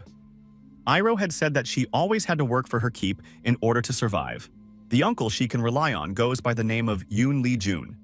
She doesn't know how old he is. He doesn't like to talk about himself. Others often call him the pub owner. This man has a strange personality, but he's truly a good person. He likes to tease those around him, but he never crosses the line. Ruri has never seen him hurt anyone. Sometimes, when monsters or bandits appear nearby, he goes off alone to deal with them, and then returns. Once, Ruri secretly followed him and saw just how strong he is, just like a hero from a fairy tale. Recently, he even saved Sheriff Minjung when she was in danger. Ruri noticed that she played a part in that too. Thanks to the potion she brought, her little sister's wounds healed without a trace. Ruri thought she really liked her uncle. Even though he grumbles every day, he always does whatever she asks. Lee Ruri called her uncle a softie. Yoon Lee-jun was indignant. Was the girl asking for a fight? Her uncle set the plate of food on the table and told her to be quiet while she ate. The girl thanked the master for the food. Ruri knew that her uncle never refused her anything. He grumbles that he doesn't like anything, but he does everything she asks. Plus, he's an excellent cook. His food was the most delicious she'd ever eaten. Ruri didn't understand why there was no menu in this pub. Maybe the owner was too lazy to make one. Ruri polished off her plate and thanked him for the meal. Yoon Lee-jun told the girl to soak all the dishes thoroughly in the sink now. Ruri ran over to the bar and sat down next to the other patrons. Min-jun and Kim Hwan looked at the girl. Ruri looked at the patrons and told the man that she wanted something to drink too, just like them. Yoon Lee-jun said she was still too young. She wouldn't be able to drink for another 10 years. Lee Ruri started demanding her drink and repeating that her uncle should make it for her. Yoon Lee-jun remarked that the girl was very noisy. Min-jun offered to make her a non-alcoholic cocktail. Yoon Lee-jun replied that it wasn't about the money. If they indulged her every whim, she might become too spoiled. Lee Ruri got offended, turned away, and said that her uncle was a real fool. Yoon Lee-jun scratched the back of his head and suggested that one glass really wouldn't hurt. The bartender said to add ice to the cocktail, fill it to the top with ginger ale, splash in a little grenadine, and garnish with a cherry. Yoon Lee-jun set the glass on the table and said the Shirley Temple was ready. It's the perfect cocktail for a child who wants to imitate adults. The bartender noted that Shirley Temple was the name of the greatest child star of 1930s Hollywood. As the only child at an adults-only party, she couldn't drink alcoholic cocktails. So the bartender created the first non-alcoholic cocktail in history just for her. Yoon Lee-jun added that no one knows for sure what was in that cocktail. Lee Ruri said it was the first cocktail she'd ever had. The girl tasted it and said it was very delicious. Sweet, with a slight tang. Yoon Lee-jun said he had just added a little syrup. Ruri could remember the taste and make it herself next time if she wanted to. The girl said that next time, she would definitely ask her uncle again. Minjung remarked that no matter how much he explained now, he'd end up making it himself next time anyway. Lee Ruri said that her uncle was very kind. He always listened to her. The girl noted that today she had shared a secret about herself. People shouldn't know the whole truth about her. Otherwise, she'd have to leave, or they'd leave her to die on the street again. Lee Ruri put her finger to her lips and said it was a secret. She couldn't tell anyone about it. The gym with fitness equipment was full of light and fresh air. The guy was trying his hardest to lift the barbell off the ground. The young man strained, and he succeeded. He stood up to his full height, holding the barbell in his hands. The guy exclaimed that he had done it. He was extremely pleased with himself. A friend walked over and told him he did a great job. He'd said it would work out. The young man considered this a success, since he had deadlifted 120 kilograms. The athlete said he had to put in a lot of effort to achieve this. He started with an empty bar and worked out for a whole year, at least 3 times a week without breaks. Can we now consider him no longer a beginner? The guy heard someone ask if the spot next to the machine was free. He replied that it was free and that he would quickly remove the plates from the barbell. The girl said he shouldn't do that. That weight was just right for her. The young people were surprised when they saw the girl approach the barbell. The guy explained that the weight was indeed very heavy. The girl walked up to the barbell and gripped the bar with her hands. The stranger stood up straight and lifted the barbell. She performed the exercise with the same weight. The young people stood silently, their mouths agape. They couldn't believe the girl was able to lift such a weight. She repeated the exercise more than 10 times. Minjung was focused and paid no attention to the onlookers. The girl thought, who is he anyway? How could anyone watch this and claim he was just a pub owner? A retired B rank? She couldn't even keep up with his movements. That kind of speed was at least A rank level. The restorative potion he gave her was definitely top quality. No intoxication. The next day, she trained without the slightest discomfort. That was the best proof? The potion was worth at least 5 million. Minjong said that living in debt was definitely not her style. She already owed the master. How was she supposed to repay the debt now? Minjong shouted that this was really annoying her. Who is he, really? The young people said she lifted 120 kilograms 38 times. It's beyond comprehension. She doesn't look like an ordinary girl at all. Could she really be a hunter? Minjong answered the incoming call. Yonsan District, the Orc Quarter. The TV host said that one of the hottest topics was the alarmingly rapid spread of a new religion. It is known that a certain guild sponsors this organization's activities. There have been reports of a mass gathering of believers. The film crew has already left for the scene. Kim Hwan moved indifferently around the house, chewing gum as usual. A bloodied man sat motionless on the floor. He held an ID card in his hand. Kim Hwan coolly surveyed the crime scene. Minjong, standing nearby, said that this man had been killed with particular brutality. Judging by the numerous stab wounds, the crime was committed in a fit of rage or out of burning hatred. Judging by the depth and nature of the wounds, the bones had been pierced right through. The suspect is a man who is highly skilled with a weapon and possesses immense strength. The sheriff added that if the criminal was able to defeat a D-rank hunter, he was clearly no ordinary civilian. It was possible that the criminal was a hunter himself. Minjong asked if that meant Kim Hwan had called her because the victim was a hunter. The guy confirmed it. After all, if the criminal is a hunter, the police won't be much help here. Kim Hwan added that if he had a chance to get his sheriff friend to work, it would be a sin not to take it. The sheriff said that in that case, she'd buy Kim Hwan a round of drinks. Kim Hwan reported that the body was discovered today at 7 in the morning. It was found by an employee who came to open the building. This building belongs to the Tiger Guild. Minhan noted that, to start with, they had set up a perception suppression barrier so civilians wouldn't see the crime scene. No one needs rumors during an investigation, so only a small circle of people within the guild knows what happened. Minjong noted that they had done everything correctly. Kim Hwan added that the guild leader had questioned his acquaintances. This isn't the first time something like this has happened. If we count only confirmed cases, there have already been 7. All the victims turned out to be C-rank hunters, or lower. The bodies were found near the Orc settlement. The suspect's identity has not yet been established, but it is assumed that his rank is no lower than B rank. Minjong noted that lately, whenever something happens, a B rank is always involved. Such hunters make up no more than 20% of the total. Where did so many of them suddenly come from? Could there have been a population explosion among the elite? Kim Hwan added that there was another oddity. It's not something people usually talk about. However, hunters often kill each other. After all, it's practically impossible to fully control the awakened. But in most cases, such killings happen in dungeons. Minjong said that made sense. If you clean out the dungeon, the crime scene disappears without a trace.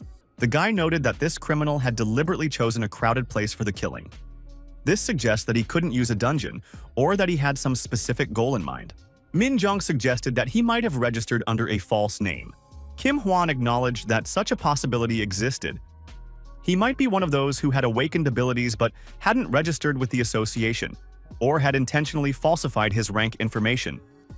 Honestly, reporting one's abilities is every hunter's sacred duty. They are monitored as potential risk factors. The victim is Cho Min-hyuk, 21 years old, a D-rank hunter. 3 days ago, the guild summoned him and wanted to send him into the dungeon, but he never responded. From that day on, he was considered missing until his body was found here. Kim Hwan noted that as a melee fighter, he was in excellent physical condition. Everyone expected this rookie to achieve C rank, since he was the youngest on the team. Kim Hwan noted that if it were up to him, he would personally confront the criminal and deal with him. However, he had to enter the dungeon in 2 hours, so he was leaving the investigation in capable hands. Minjong reminded him that the right to administer justice belongs to the sheriff. There would be a lot of trouble if ordinary hunters started taking the law into their own hands. Kim Hwan agreed and added that he was counting on her. The sheriff took photos and made the necessary notes. The evidence had been collected. Minjong said she had written everything down, and now it was time to head out on a reconnaissance mission. The girl noted that strangers aren't welcome in the Orc City, so she couldn't manage without help. Minjong decided to contact the priest Kim Dokbai. He knows the Orc district like the back of his hand and won't back down even to an awakened B rank. Yoon Lee-jun asked the sheriff if she wanted him to accompany her on her investigation in the Orc district. The answer was yes. The master said he refused and didn't even want to hear about it. Minjong could go home. Yoon Lee-jun remarked that it would be too much trouble. Why should he do that? In the Orc quarter, the locals reported that there were no half-breeds who socialized with outsiders there. Minjong noted that she hadn't expected any other answer. Yoon Lee-jun accompanied the girl on the investigation. Yoon Lee-jun got angry and told the Orcs to spill everything they knew immediately. That way, they could part on good terms. The Orcs were terrified. They realized they were facing a mad dog. This was the very one who was ready to tear apart anyone he didn't like. One of the Orcs remarked that the mad dog never forgets those who've wronged him. However, they really didn't know anything. They'd been on a mission in distant lands for several days and had only returned to the Orc settlement that morning. Yoon Lee-jun pointed out that if they didn't know anything, why were they stalling? It was just annoying. Minjong was surprised. Do they really call the master Mad Dog? Yoon Lee-jun admitted that they do. The sheriff suggested continuing the search to see if anything suspicious was going on here. The pub owner said the girl was doing a great job. In that case, he could go home. They continued questioning the locals. Everyone had something to say, and the detectives kept moving on. Minjong asked questions, and Yoon Lee-jun made threats when necessary. The investigation continued. The sheriff noted that they had been walking all over town for 4 hours now, but hadn't found out anything useful. Yoon Lee-jun remarked that he would have been better off staying home, drinking a beer, and watching the national song contest. At least he'd brought a bottle with him. Suddenly, Minjong spotted an old acquaintance talking to one of the locals. The sheriff recognized him. It was Kim Dokbai. The priest and the local resident chatted and parted ways peacefully. The detectives moved closer. The priest hadn't noticed them yet. Kim Dokbai was deep in thought when someone behind him asked what was going on. Could there be some kind of trouble? Kim Dokbai turned around and was surprised to see Minjong standing before him. The priest noted that the tavern owner had also arrived just in time. He assumed this was related to the reason the sheriff had come here. The young men saw a group of Orcs hiding their faces under hoods. They were all looking in the same direction. The Orcs were listening to a speaker. The leader declared that their people had once been a great race that ruled the boundless steppes. In those lands, milk and honey always flowed, and no one knew hunger. Security there was at a high level. Only the great god Orcus towered above them. Before him, all were equal. However, on one fateful day, their ancestors were drawn into this world through a spatial rift. The foreign land in which they suddenly found themselves was cramped. This land was foul-smelling and repulsive. The Orc settlement on the outskirts of the country proved too small for the once proud people who had ruled the steppes. The orators said that they had accepted these meager lands. Even though they had not asked to be brought here, they were well aware that to the local people they were uninvited guests. Strength lies in generosity. The merciful Orcs were the first to reach out to the locals, striving for harmony. The speaker asked, how did the people respond? They treated the Orcs as an inferior race, despised them, and oppressed them in every way. The audience supported the speaker with cheers of approval. They were in solidarity. The priest and the investigators watched the gathering from around the corner. The sheriff noted that recently, a sect called Orcus had been gaining momentum, causing radical Orcs to begin attacking hunters. Kim Dokbai noted that this was not exactly a sect, but rather the traditional faith of the people. Their people were named after the god Orcus. It was an ancient, deeply rooted faith. The priest added that they are from another world, so their culture differs greatly from that of humans. For them, battle has always been a matter of honor, and death was a sign of nobility. Their entire social structure is based on combat, for they are a warlike people. There is freedom of religion in this country. So the mere existence of such a religion is not a problem. The trouble is that it is also practiced by hot-headed Orcs who are dissatisfied with current society. New laws have made life easier for this people. However, discrimination still thrives in society. Yoon Lee-jun noted that discrimination isn't going anywhere. People aren't even able to get along with one another. Minjong said that this was surprising. Kim Dokbai is a follower of ancient beliefs, yet he decided to become a priest. How did he even come to this decision? Dokbai replied that he decided to become a priest because Orcs are outsiders in this country. To find common ground with the indigenous population, He felt it necessary to study their main cultural traditions and embrace them. Yoon Lee-jun noted that religion is the most widespread cultural layer in the entire world. Dokbai's decision to become the world's first orc priest was an attempt to build bridges for the cultural integration of humans and orcs. Kim Dokbae said the master was absolutely right. Min Jung asked, "Why make things so complicated? We could just have a drink together and become friends." Kim Dokbae said the sheriff was right. It would be great if all problems could be solved that way. Yoon Lee-jun suggested they go find out who was brave enough to attack the hunters.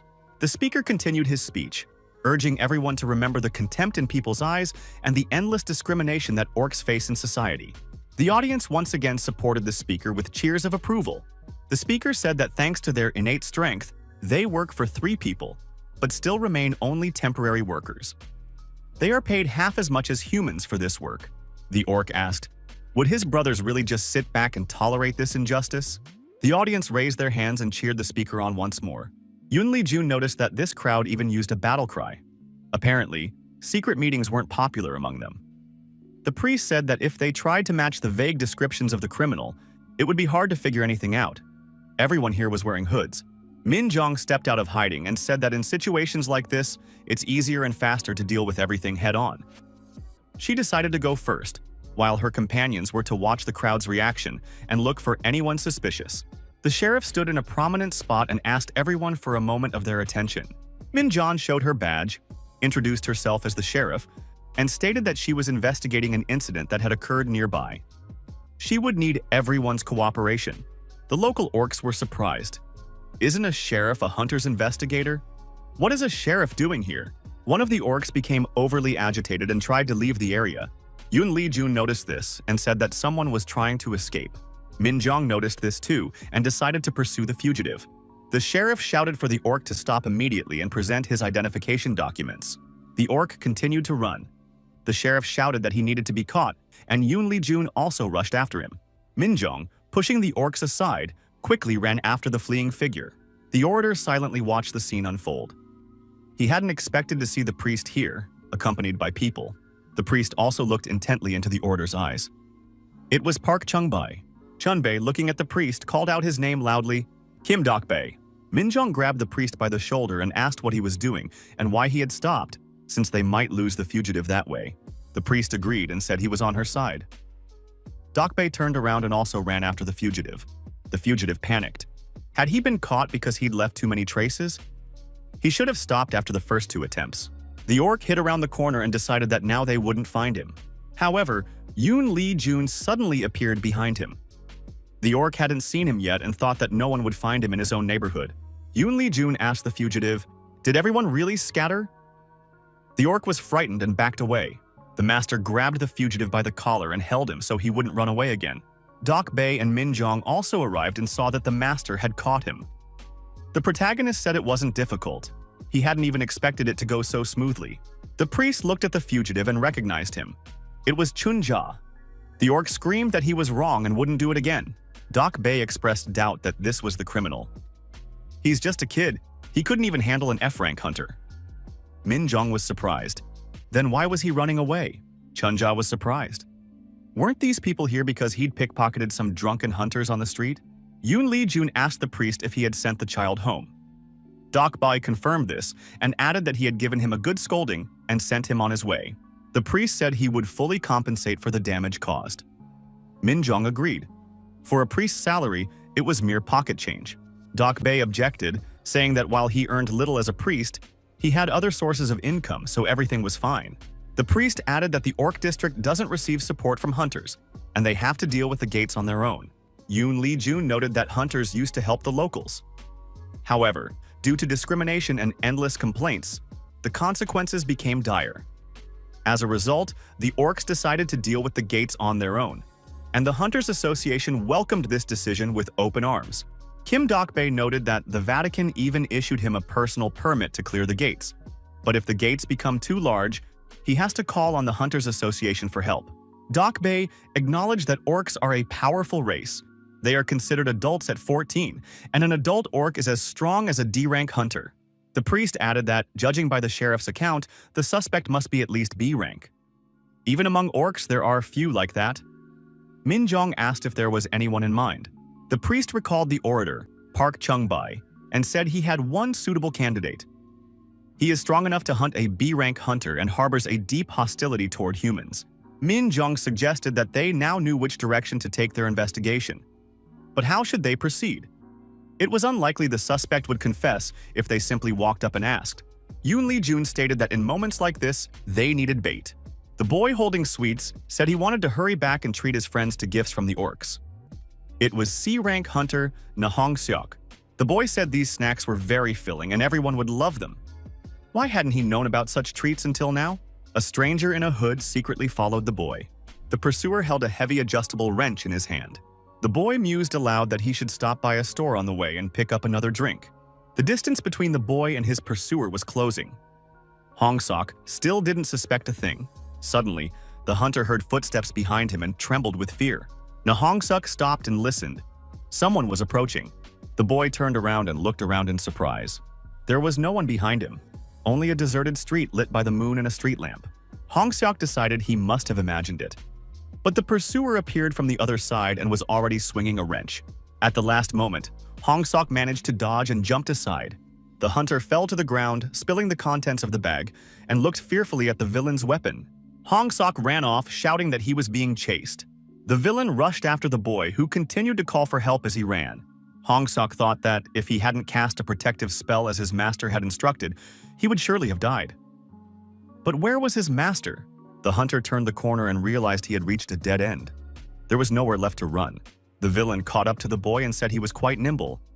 However, this is where you'll have to say goodbye to life, he added. The hooded criminal claimed that the boy had been snooping around the area for about 2 weeks. Could he be looking for a way to attack the orcs? Hong-seok admitted that it was a culinary tour. The orc replied that he didn't believe him. The young man insisted he was telling the absolute truth. He had nothing to hide. The orc swung the wrench again. The man has only himself to blame for defiling the atmosphere of this neighborhood with his presence. The young man covered his face with his hands and screamed loudly for someone to save him. Kim Dok-bae suddenly appeared. He grabbed the criminal's weapon and prevented the attack. The priest saw the attacker and said they hadn't seen each other in a long time. The attacker turned out to be Park Chun-bae. The priest noted that he had been doubtful at first, but it really was Park Chun-bae. Kim Dok-bae pointed out that an adjustable wrench was a tool for repairs, not for attacking people. Park Chung-bae shouted, "Whoever holds this wrench in their hands decides how to use it." The criminal knocked his opponent to the ground and swung his leg to strike. Park Chung-bae thought that if this novice hunter was a decoy, then the sheriff's reinforcements might be nearby. The villain realized he was alone, and his enemies were many. Before the situation turned against him, he needed to get out of there quickly and assess the situation. The priest gave chase. He didn't want to let the criminal get away. Suddenly, the sheriff and the tavern owner appeared in Park Chun-bae's path. Yoon Lee-jun asked where the guy was in such a hurry to go. Min Jong declared that she had finally caught him. Dok-bae immediately ran up and kicked the fugitive. The priest added that now this guy wouldn't be able to escape. Bystanders watched as the two orcs settled their differences. Min Jong noted that he had only taken the bait after 2 weeks. Yoon Lee-jun added that this was because the orc district had drawn the sheriff's close attention, and they had to be cautious. Hong-seok announced that his mission was complete. The sheriff thanked the hunter and admitted that it had been difficult for her to act as bait. Hong-seok remarked that he was glad to help and was willing to do so in the future. Hong-seok said that thanks to the barrier the master had taught him to set up, he had been at ease. Even if a powerful enemy had appeared, the civilians would not have been harmed. The protagonist noted Hong-seok's remarkable sensitivity to mana. He would make an outstanding mage. The young hunter admitted that he really hoped so, since he also wanted to become an S-rank hunter. Hong-seok remarked that he had been scared at first in the orc district, but despite their fearsome appearance, everyone there was very kind. He loved it immensely and treated himself to a little culinary tour. The pork soup turned out to be especially delicious, and there were countless ways to prepare it there. Hong-seok added that he especially liked a bowl of hot soup with a shot of soju.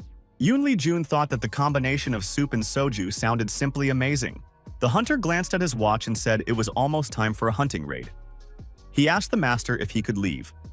Yoon Lee-jun said the guy was free to go and added that the establishment would provide him with drinks for a month on the house. Hong-seok was especially pleased with that last remark. He'd be able to save money on drinks. The protagonist waved to the guy and wished him a safe trip home. Minjong noted that this guy was very young, yet already a hunter. Yoon Jun said that appearances were deceiving. He was already 26 years old. The sheriff was surprised. She had thought the guy was still in high school. The master admitted that he did indeed have a childlike face. Min Jung was even more surprised. Could the master really be saying that Hong Seok is the same age as Kim Dok-bae? Yet his skin is as soft as a baby's. What could be the secret?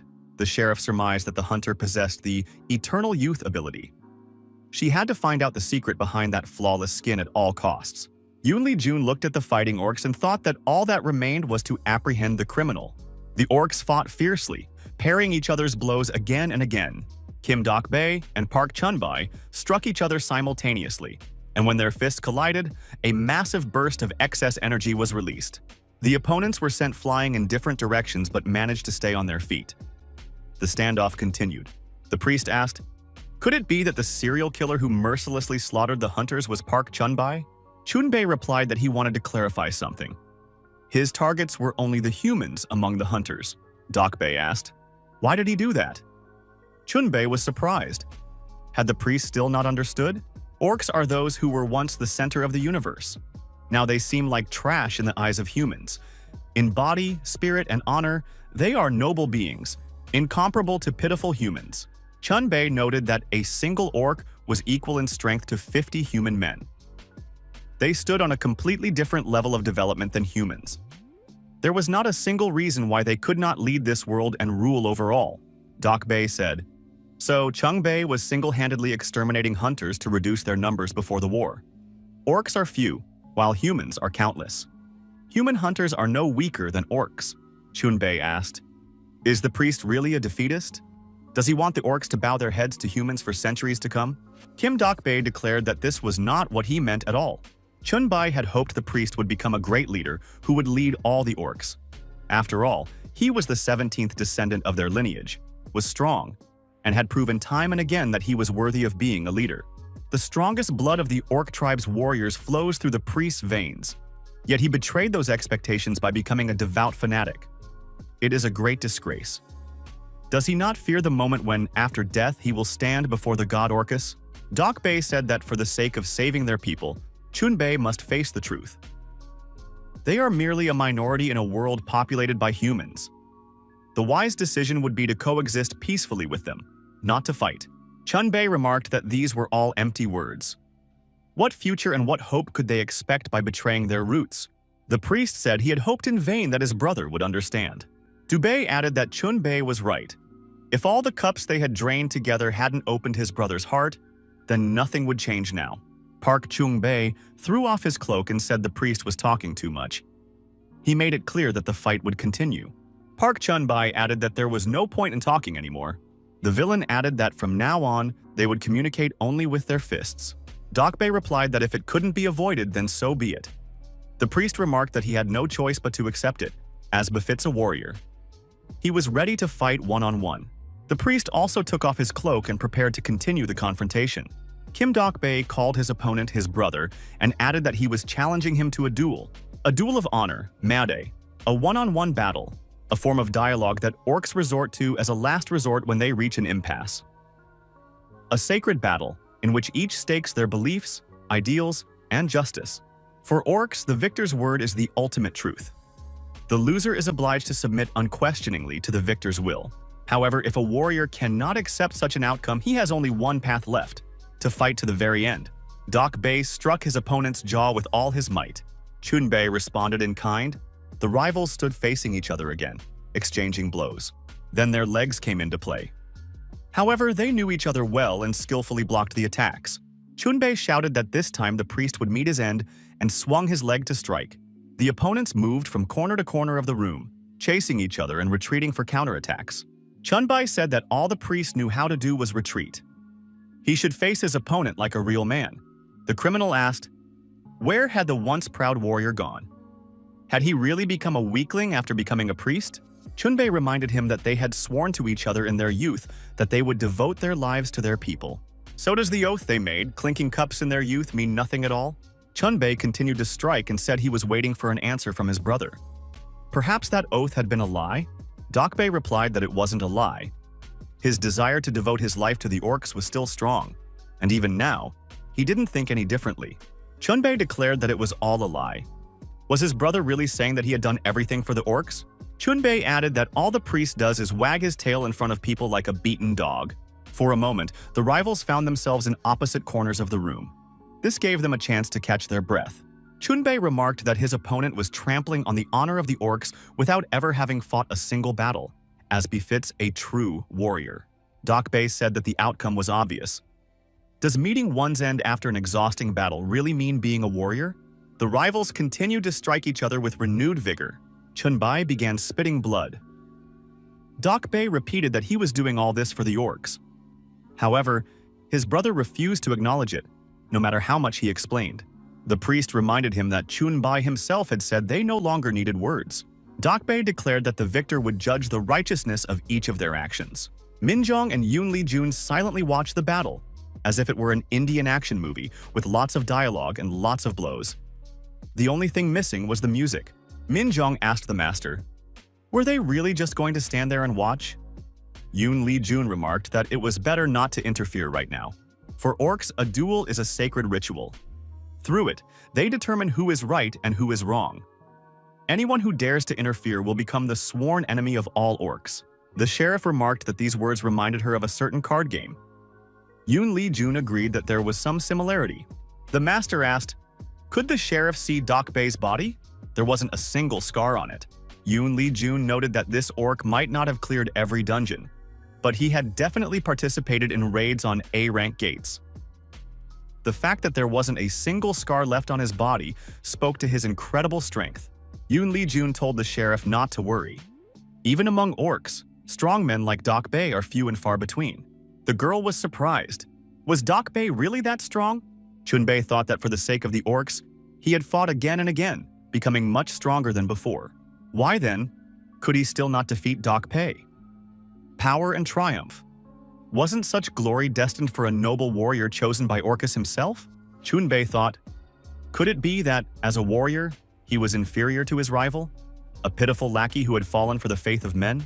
Park Chunbei refused to accept this. He said that Orcus had long since renounced them all. By the time he left the world of the orcs, no one could deny it anymore. It is not worth clinging to a false god for the sake of all orcs.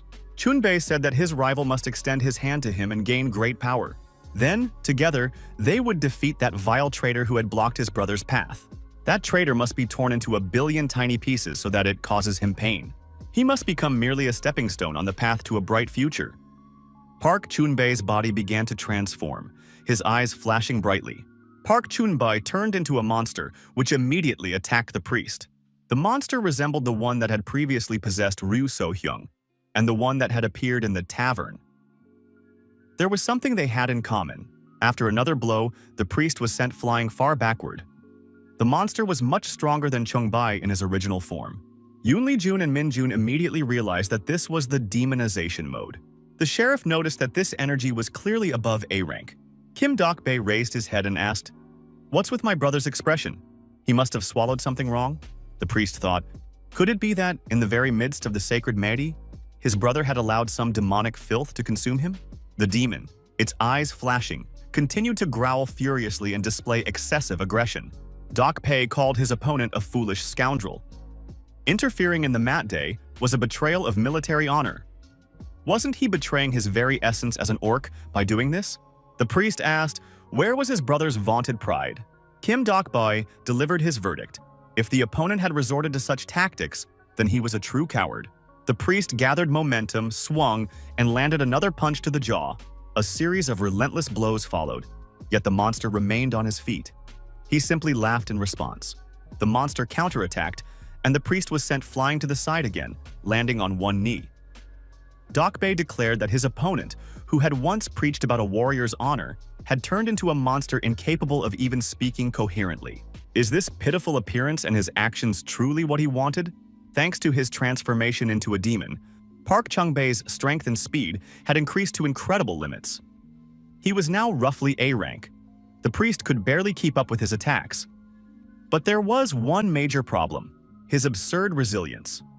Nothing phases him, no matter how many blows he takes. If they keep trading blows, Doc Bay will be the only one to run out of steam in the end. The priest pondered what to do in this situation. Maybe try to wear him down by continuing to dodge his attacks? If he's grown so much in size, his stamina must have decreased, so that might work. Another option was to go all out and strike at a single point. If he concentrated all his blows in one spot, he might be able to pierce through that sturdy armor. Doc Bay decided that these were all just empty hopes. With so little information, it was impossible to find the right solution right away. The priest decided he would do everything in his power. Minjung asked once again, were they really just going to stand there and watch? After all, Chungbai had already turned into a demon. The situation had become exponentially more dangerous. Judging by the aura, it was an A-rank demon.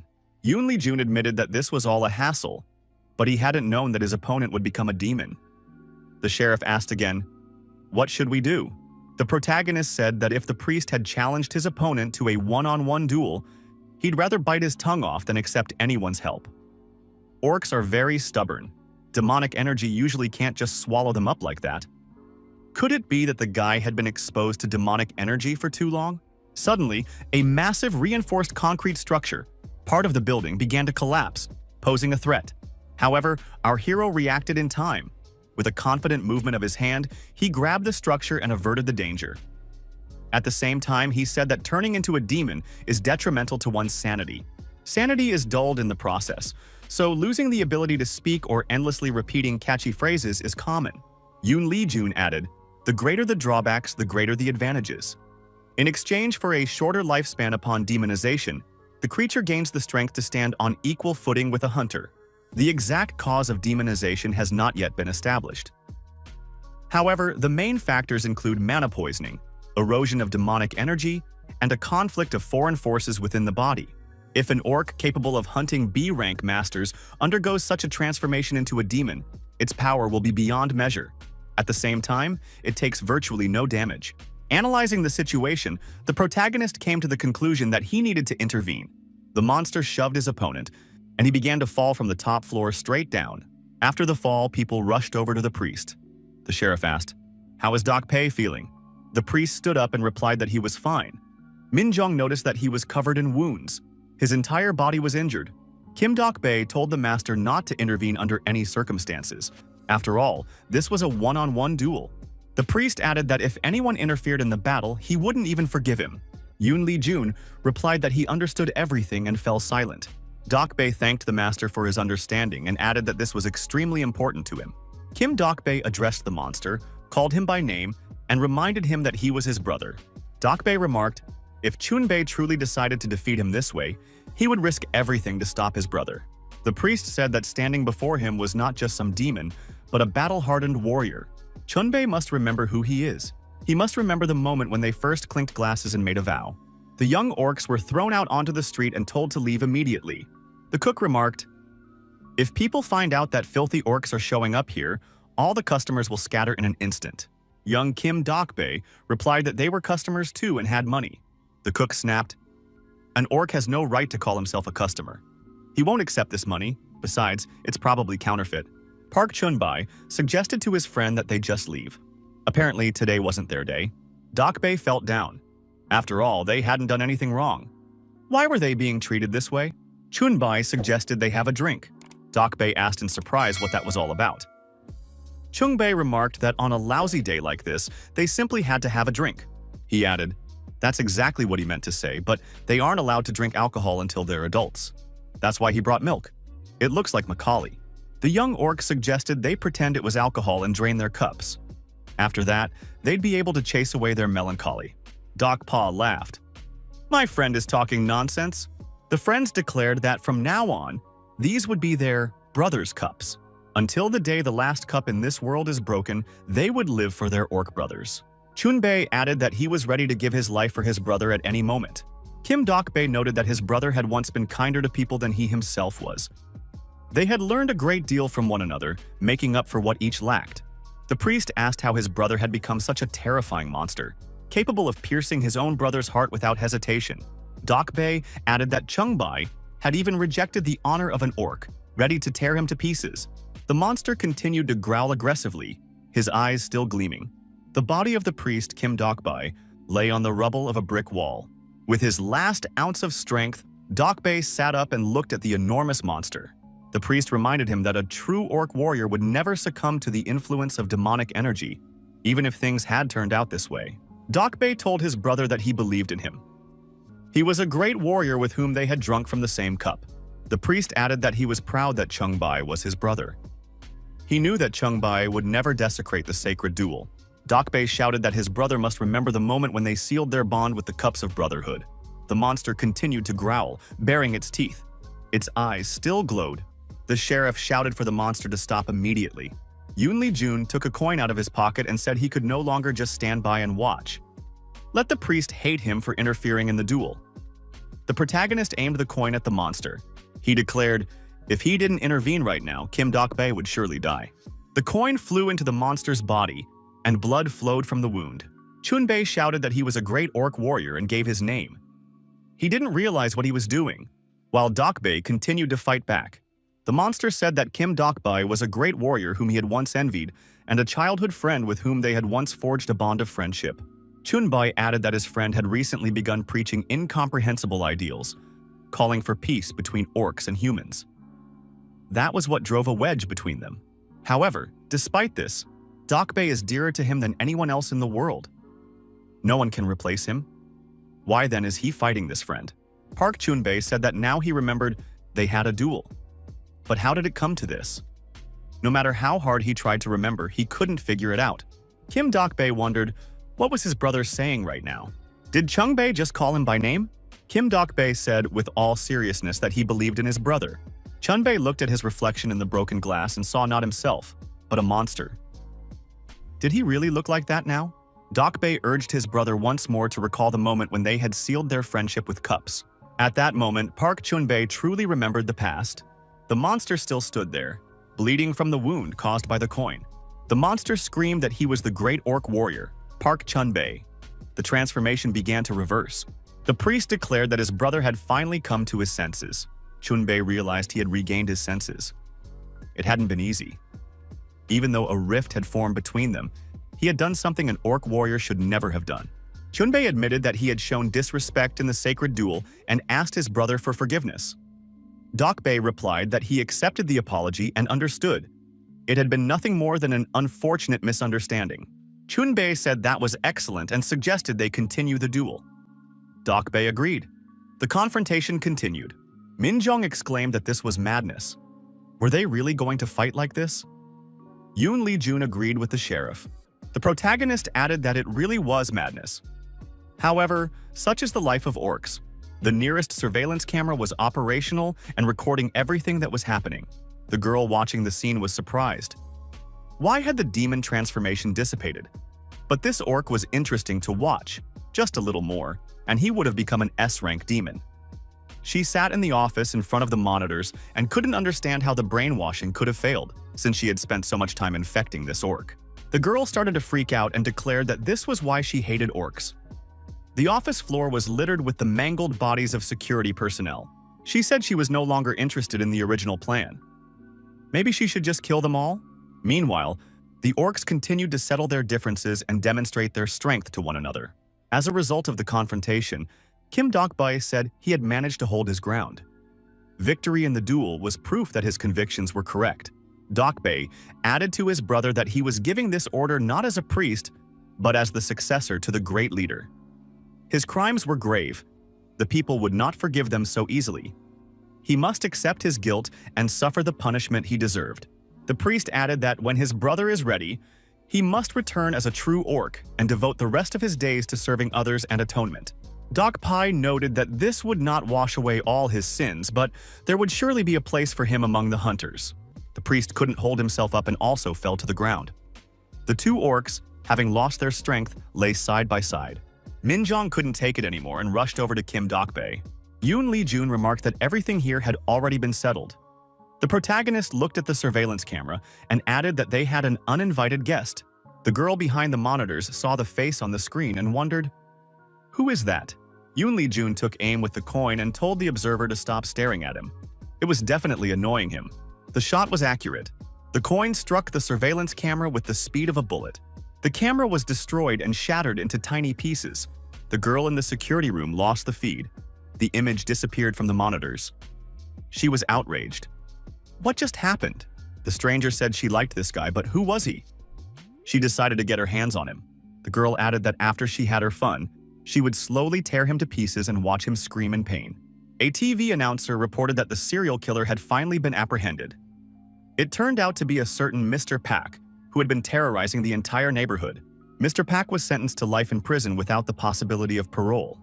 He would spend the rest of his days behind bars and assist in the elimination of the gates.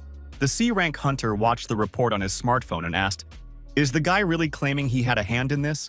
Hong Sok replied that it was all true. Without him, they would never have caught the criminal. The master confirmed these words.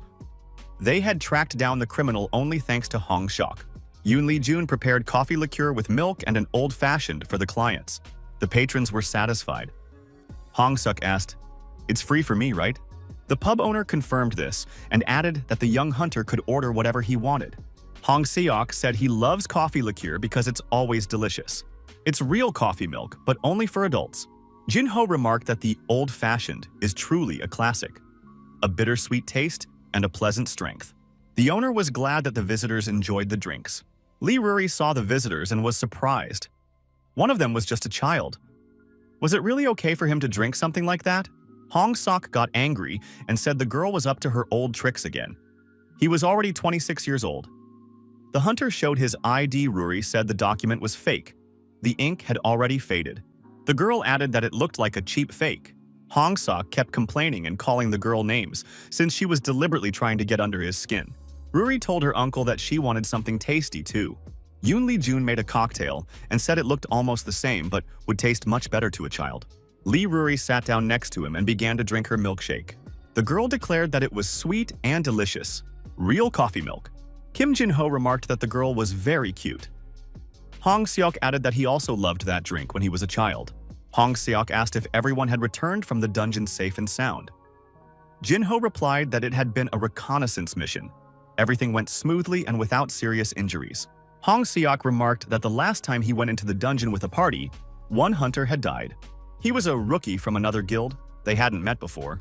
Hong Seok added that there hadn't been any dangerous moments, but for the rookie, it was his first raid. The guy panicked and couldn't follow the commander's orders. Jin-ho admitted that it was sad. Hong Seok added that if that hunter had just obeyed orders, he would have come out without a single scratch. When newbies die because of their own stupidity, there's only one thought in your head. It's a shame, even though it could have been avoided. Jin-ho noted that dungeon reconnaissance is now conducted very thoroughly. Barring exceptional cases, almost everyone returns alive. Jin-ho noted that even accounting for the deaths of scouts in gates with high volatility and in dangerous dungeons, the average survival rate exceeds 90%. This is due to the fact that groups of hunters whose strength far exceeds the gate's level are specifically sent on raids. Jin-ho added that he had seen others die many times and seemed to have grown accustomed to it. Hong Seok stated that he, too, feels almost nothing anymore. The hunter suggested that the incident in the first battle after entering the dungeon happened because they simply hadn't had time to properly bond. But most likely, he really had just gotten used to the deaths of others. That is the essence of a hunter's work. Hong Seok asked, "Wasn't the master a hunter once too?" Ruri asked for another cocktail, but the master refused. Hong Seok replied that he had indeed been a hunter before. The guests asked what it was like to work back then. Was the atmosphere very different from today's? Yoon Lee-jun thought for a moment and replied that the atmosphere was only slightly different. A bloodthirsty monster roamed the city streets, hunting people and mercilessly destroying them. A man saw the monster and trembled with fear. He even froze in place. The monster lifted its victim and opened its enormous maw. The man with a sword in his hand was ready to fight. The man with the sword saw the monster swallow its victim and became even more terrified. The monster turned and approached the armed man. The man was terrified and covered his face with his hand.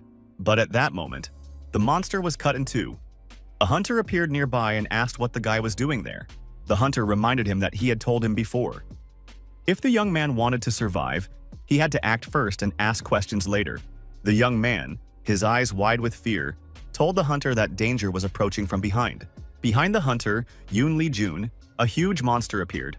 Suddenly, the monster was destroyed. Another person came to the rescue. Yoon Lee-jun said it had been done very slowly.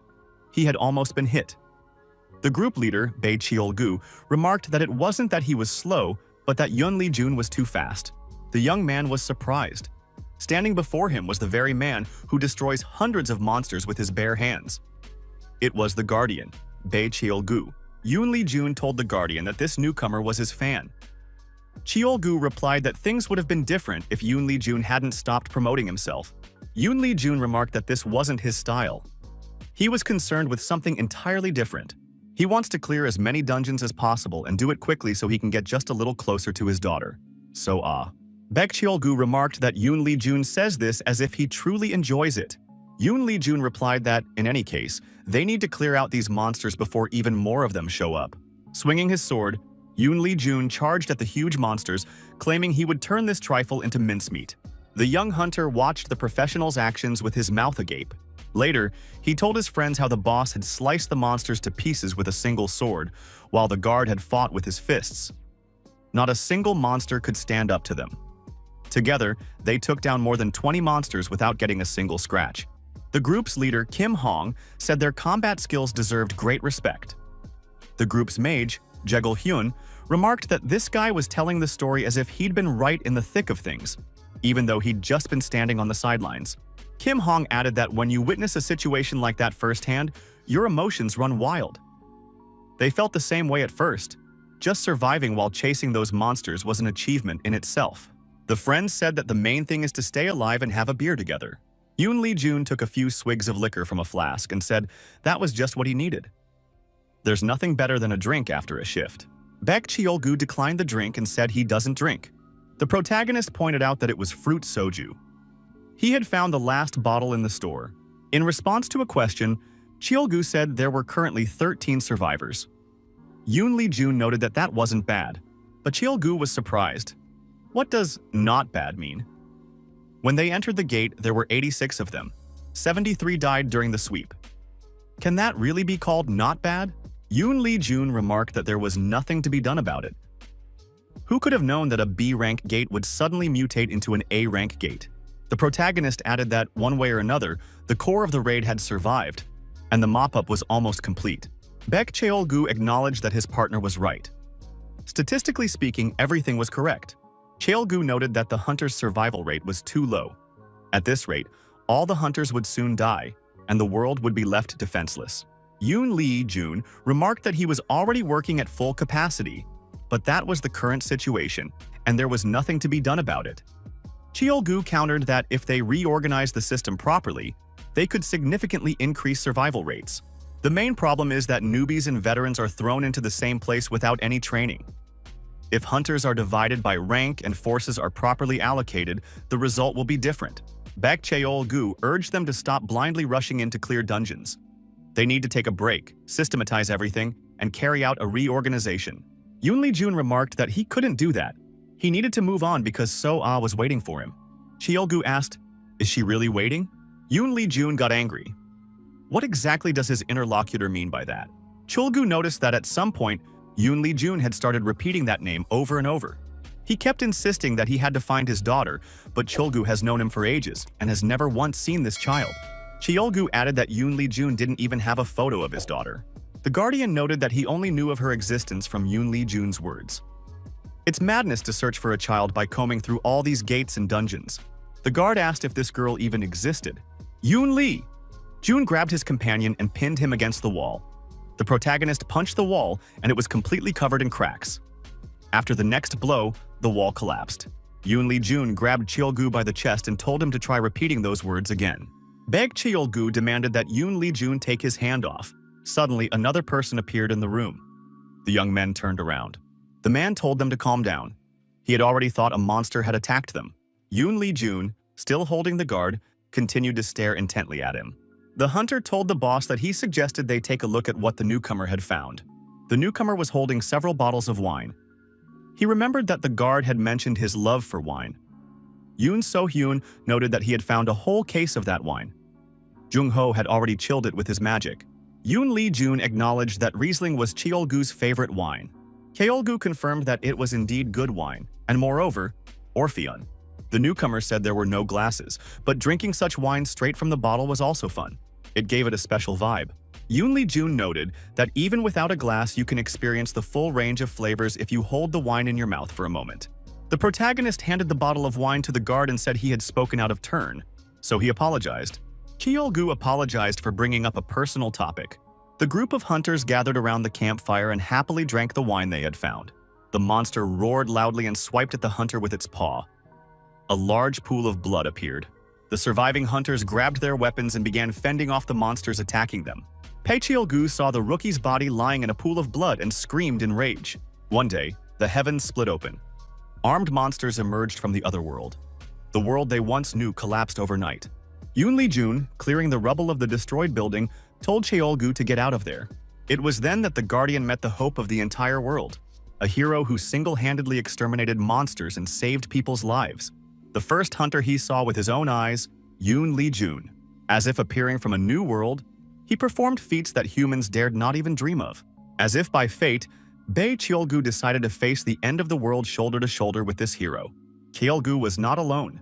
Like moths flying toward a blinding light, countless people he had saved also wished to walk hand in hand with him. However, to his great regret, he was strong, unlike the rest. There were many who wished to become his comrades, but there was no less death around him. Fortunately, Pei Cheol-gu had found his strength. Though he wasn't as strong as Yoon Lee-jun, his strength was enough to keep him surviving on this journey so far. Cheol-gu watched the endless string of losses, but he could never get used to them. Then a thought occurred to him. If this war of attrition continued and hunters died just as often as new volunteers arrived, the comrades who always seemed to be by his side would begin to disappear one by one until there was no one left at all. Cheol-gu thought that someday even he would not be able to escape death. Would it really all end with the boss left completely alone? Even when that day comes, the master will keep moving forward, farther and farther. It must be a very dreary and unbearably lonely life to live. Baek Cheol-gu thought that Yoon Seo-hyun had died. Another comrade. But surely there must be another path for hunters, one better than this. A huge pile of slain monsters loomed ahead. Yoon Lee-jun said the wine tasted bitter. Cheol-gu noted that only 7 had survived. The master added that, in the end, less than 10% had survived. He said this could have been avoided. Yoon Lee-jun added that perhaps Cheol-gu was right. His partner said he no longer intended to stand by and watch senseless sacrifices. He wanted to go back to strengthen the hunter system from within. Yoon Lee-jun would continue moving forward. The protagonist replied that there was no other way. Cheol-gu suggested that someday the day would come when even the master would decide to stop. The Guardian added that this is where their paths diverge. Yoon Lee-jun said that Cheol-gu had made the right decision. However, he is not nearly as cool as Cheol-gu thinks he is. The protagonist added that heroes are those who know how to look back. For now, he does what he thinks is necessary, trusts his instincts, and moves forward. The master said that even if they look in different directions, he trusts Cheol-gu's instincts more than anyone else's. After all, he is the younger brother of whom he is so proud. Cheol-gu thanked him and said goodbye. He told Yoon Lee-jun to take care of himself. The protagonist said they should have a drink too. The young man poured the contents of the flask onto the ground and asked for forgiveness. Yoon Lee-jun told his fallen comrades to rest in peace. The protagonist left the area where the fallen hunters were buried. Hong-seok and Jin-ho continued to relax at the tavern pub. Yoon Lee-jun repeated that back in the days when he was still active, things were different. If 100 people went into a dungeon, fewer than 10 would come out alive. Hong-seok said the master was exaggerating. That was back in the era of the first-generation hunters. Jin-ho noted that he had read about it in books too. Hong-seok added that the master was talking about events from 10 years ago. But the master didn't look much older than them. Hunters were divided into generations every 10 years. They were the 3rd generation, the newcomers. Those who had just graduated from hunter school were the 4th generation. Hong-seok noted that, these days, even groups on A-rank dungeon raids often return with everyone intact. Yoon Lee-jun acknowledged that modern hunters receive a very good education. They are a cut above the old guard and know how to act in a wide variety of situations without freezing up. Hong-seok agreed. The hunter training program is constantly updated to make training more effective. The curriculum has already undergone its 7th revision. As the number of hunters grows, so does the number of dungeons with gates, so there is still a shortage of manpower. But working conditions for hunters are gradually improving. Yoon Lee-jun acknowledged that the world has become a little better. Hong Seok noticed that the master had an impassive expression. "Everything he says sounds very serious," Hong Seok whispered to his partner. "What if the fact that the pub owner is a hunter isn't a fabrication either? Maybe he was actually just shuffling papers in an office or working somewhere nearby with hunters." Yoon Lee-jun said he could hear everything. The protagonist remembered a certain wine and offered to buy a glass on the house. The young hunters were delighted and said they were definitely in. Hong Seok and Jin Ho tasted the wine and noted that it was excellent. They prepared grape sorbet for the girl. Ruri said it was very delicious. In the morning, Lee Ruri stepped outside and looked around. The weather was nice and birds were flying all around. The girl was delighted when she saw the birds circling around her and even landing on her head. Suddenly, the sound of an alarm clock came from the house. Lee Ruri said that it was her uncle's alarm clock, which meant he was waking up now. Yoon Lee-jun woke up and yawned widely. He definitely still wanted to sleep. The protagonist noted that he never gets enough sleep in the mornings. He needs to get into the habit of going to bed earlier the night before.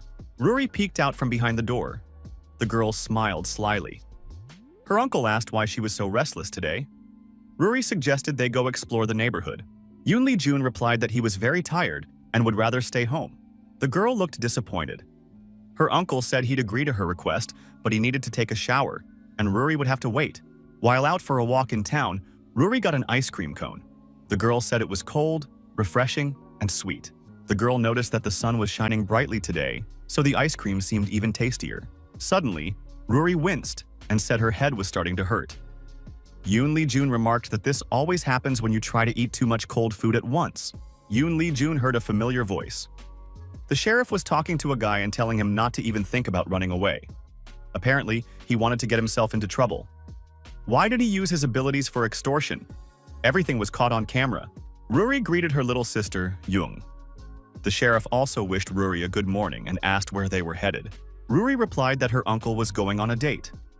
Min-jun admitted she didn't know the master was that kind of person. The master told the girl to stop talking nonsense. The sheriff continued questioning the suspect and told Ruri to have a good time. Yoon Lee-jun told the girl not to grow up to be as mean as the sheriff. Ruri promised. Ruri spotted a clothing store ahead and immediately dragged her uncle along with her. The girl was completely transformed after completely changing her appearance. After that, Ruri and Yoon Lee-jun went to a cafe and ate their fill of pastries. The girl offered her uncle a piece of her cake and treated him to some.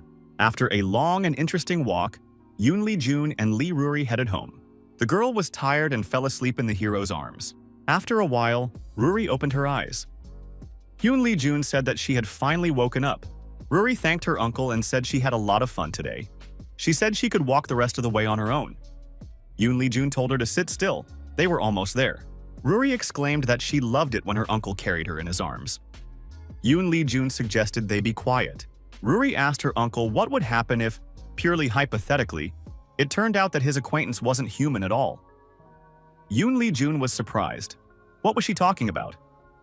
Ruri explained that he might look like a human, pretend to be a human, but actually turn out to be a monster.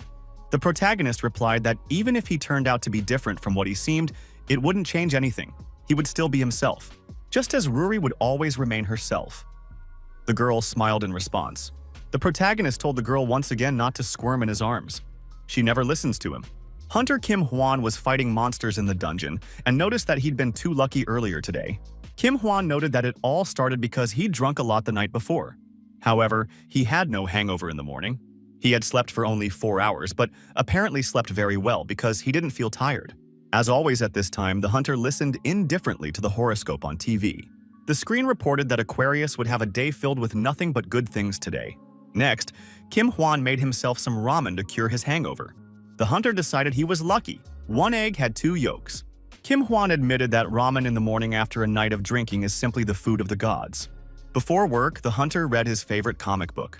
In it, his favorite hero finally got his revenge on his enemy, and he felt good. Kim Hwan said it was time to go to work and put on a black suit. As soon as the hunter approached the crosswalk, the traffic light turned green. When he reached the bus stop, Kim Hwan saw that the bus had already arrived. He'd made it just in time. On the bus, Kim Hwan took the last available seat and rode comfortably the whole way. The bus arrived without any delays. There were no traffic jams or stops at red lights. Kim Hwan thought that his luck today was clearly S rank. Dungeon manager Chae Min-ha checked his documents and said that Kim Hwan had an easy day ahead of him. The hunter checked his assignment and realized he had to exterminate goblins today. The mission was assigned a D rank. Minhwa said that was all that was left. For a B rank hunter, doing something like this was a piece of cake. The manager added that there was one problem. Kim Hwan was the only available hunter ready to go out. Everyone else was already on missions. Minhwa added that she really didn't want to say this, but according to the rules, even low-level dungeons must be entered by at least 2 people. But if things are left as they are, a breach will soon occur in the dungeon, and then civilian casualties will be inevitable. Therefore, an order was issued. B-rank hunters and above must either clear it alone or abandon the mission entirely. Minhwa noted that she was simply relaying the leadership's instructions, but she advised waiting for another hunter to return before setting out. Even if the dungeon's rank is low, anything could go wrong. Trying to rush things could lead to tragic consequences.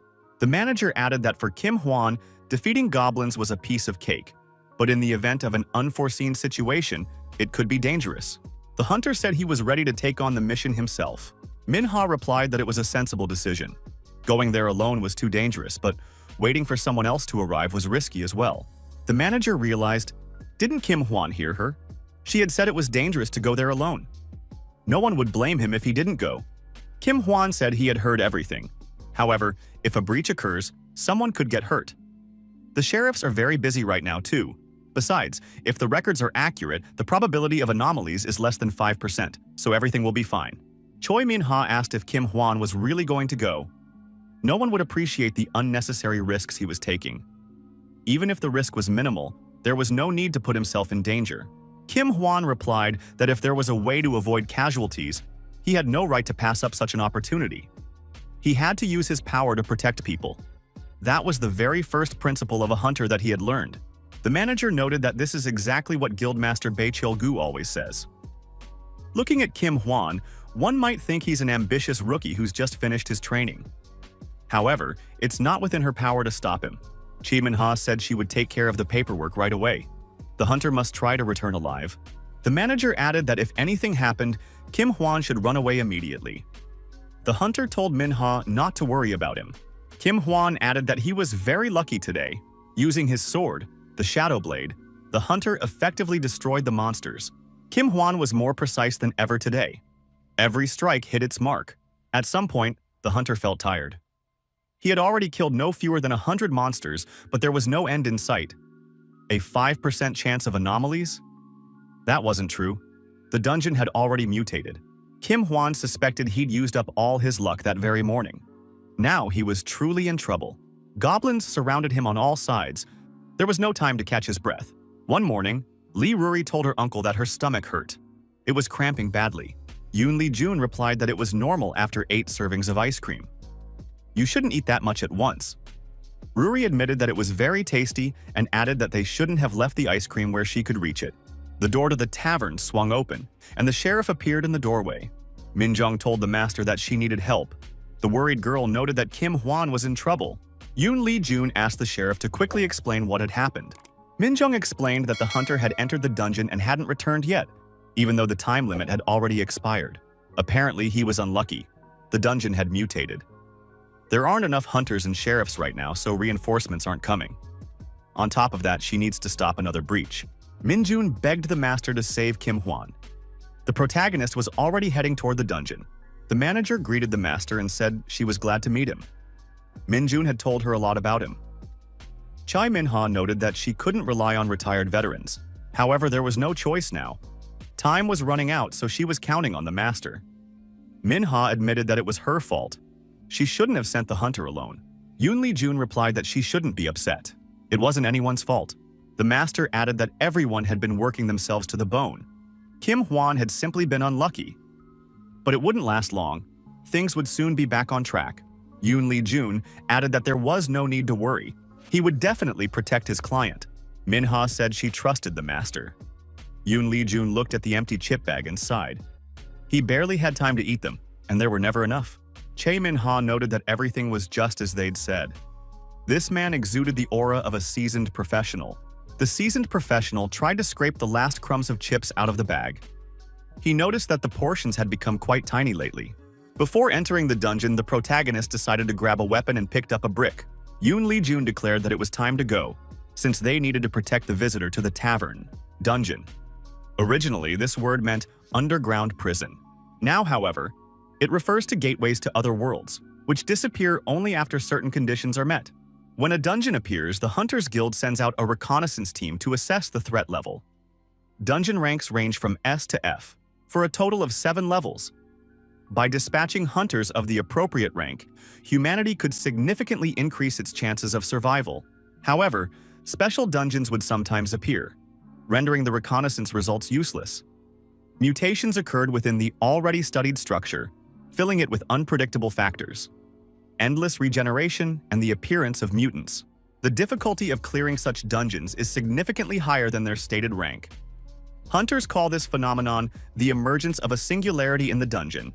Dungeons with singularities have claimed countless hunters' lives. Yoon Jun noticed that this was strange. If they were reproducing as actively as the instructions stated, they should have appeared by now. He expected goblins to come pouring out in droves. Could this cave really be that deep and spacious? Goblins are vile monsters, the perfect embodiment of the principle. Strong against the weak, weak before the strong. They have an incredibly high reproduction rate. Under favorable conditions, their numbers grow at a frenzied pace, just like cockroaches. When the population becomes too large and food supplies run out, they resort to cannibalism, mercilessly devouring the weakest members of the tribe. In terms of height and intelligence, they are no different from ordinary children. An adult can easily defeat 1 or even 2 goblins. Thanks to their excellent night vision, they feel right at home in caves. Goblins know they're weak on their own, so they always stick together in groups. If goblins were even slightly smarter and stronger, they would rule the world, not humans. Yoon Jun noticed that the stench from the goblins was becoming increasingly unbearable. They should be appearing soon. The protagonist spotted a single goblin and said it was his first visitor. As a token of gratitude, he would do it a special favor. The master employed a top-secret technique honed over years of hunting. The goblin was struck on the head with a brick. It was the first strike and an instant guaranteed victory. Yoon Jun asked the goblin, "Did he enjoy the blow?" Another goblin appeared behind our hero.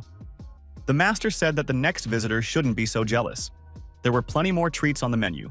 Using an empty chip bag, the protagonist managed to grab the goblin's dagger by the blade. Yoon Jun took the knife and thanked the goblin for the gift.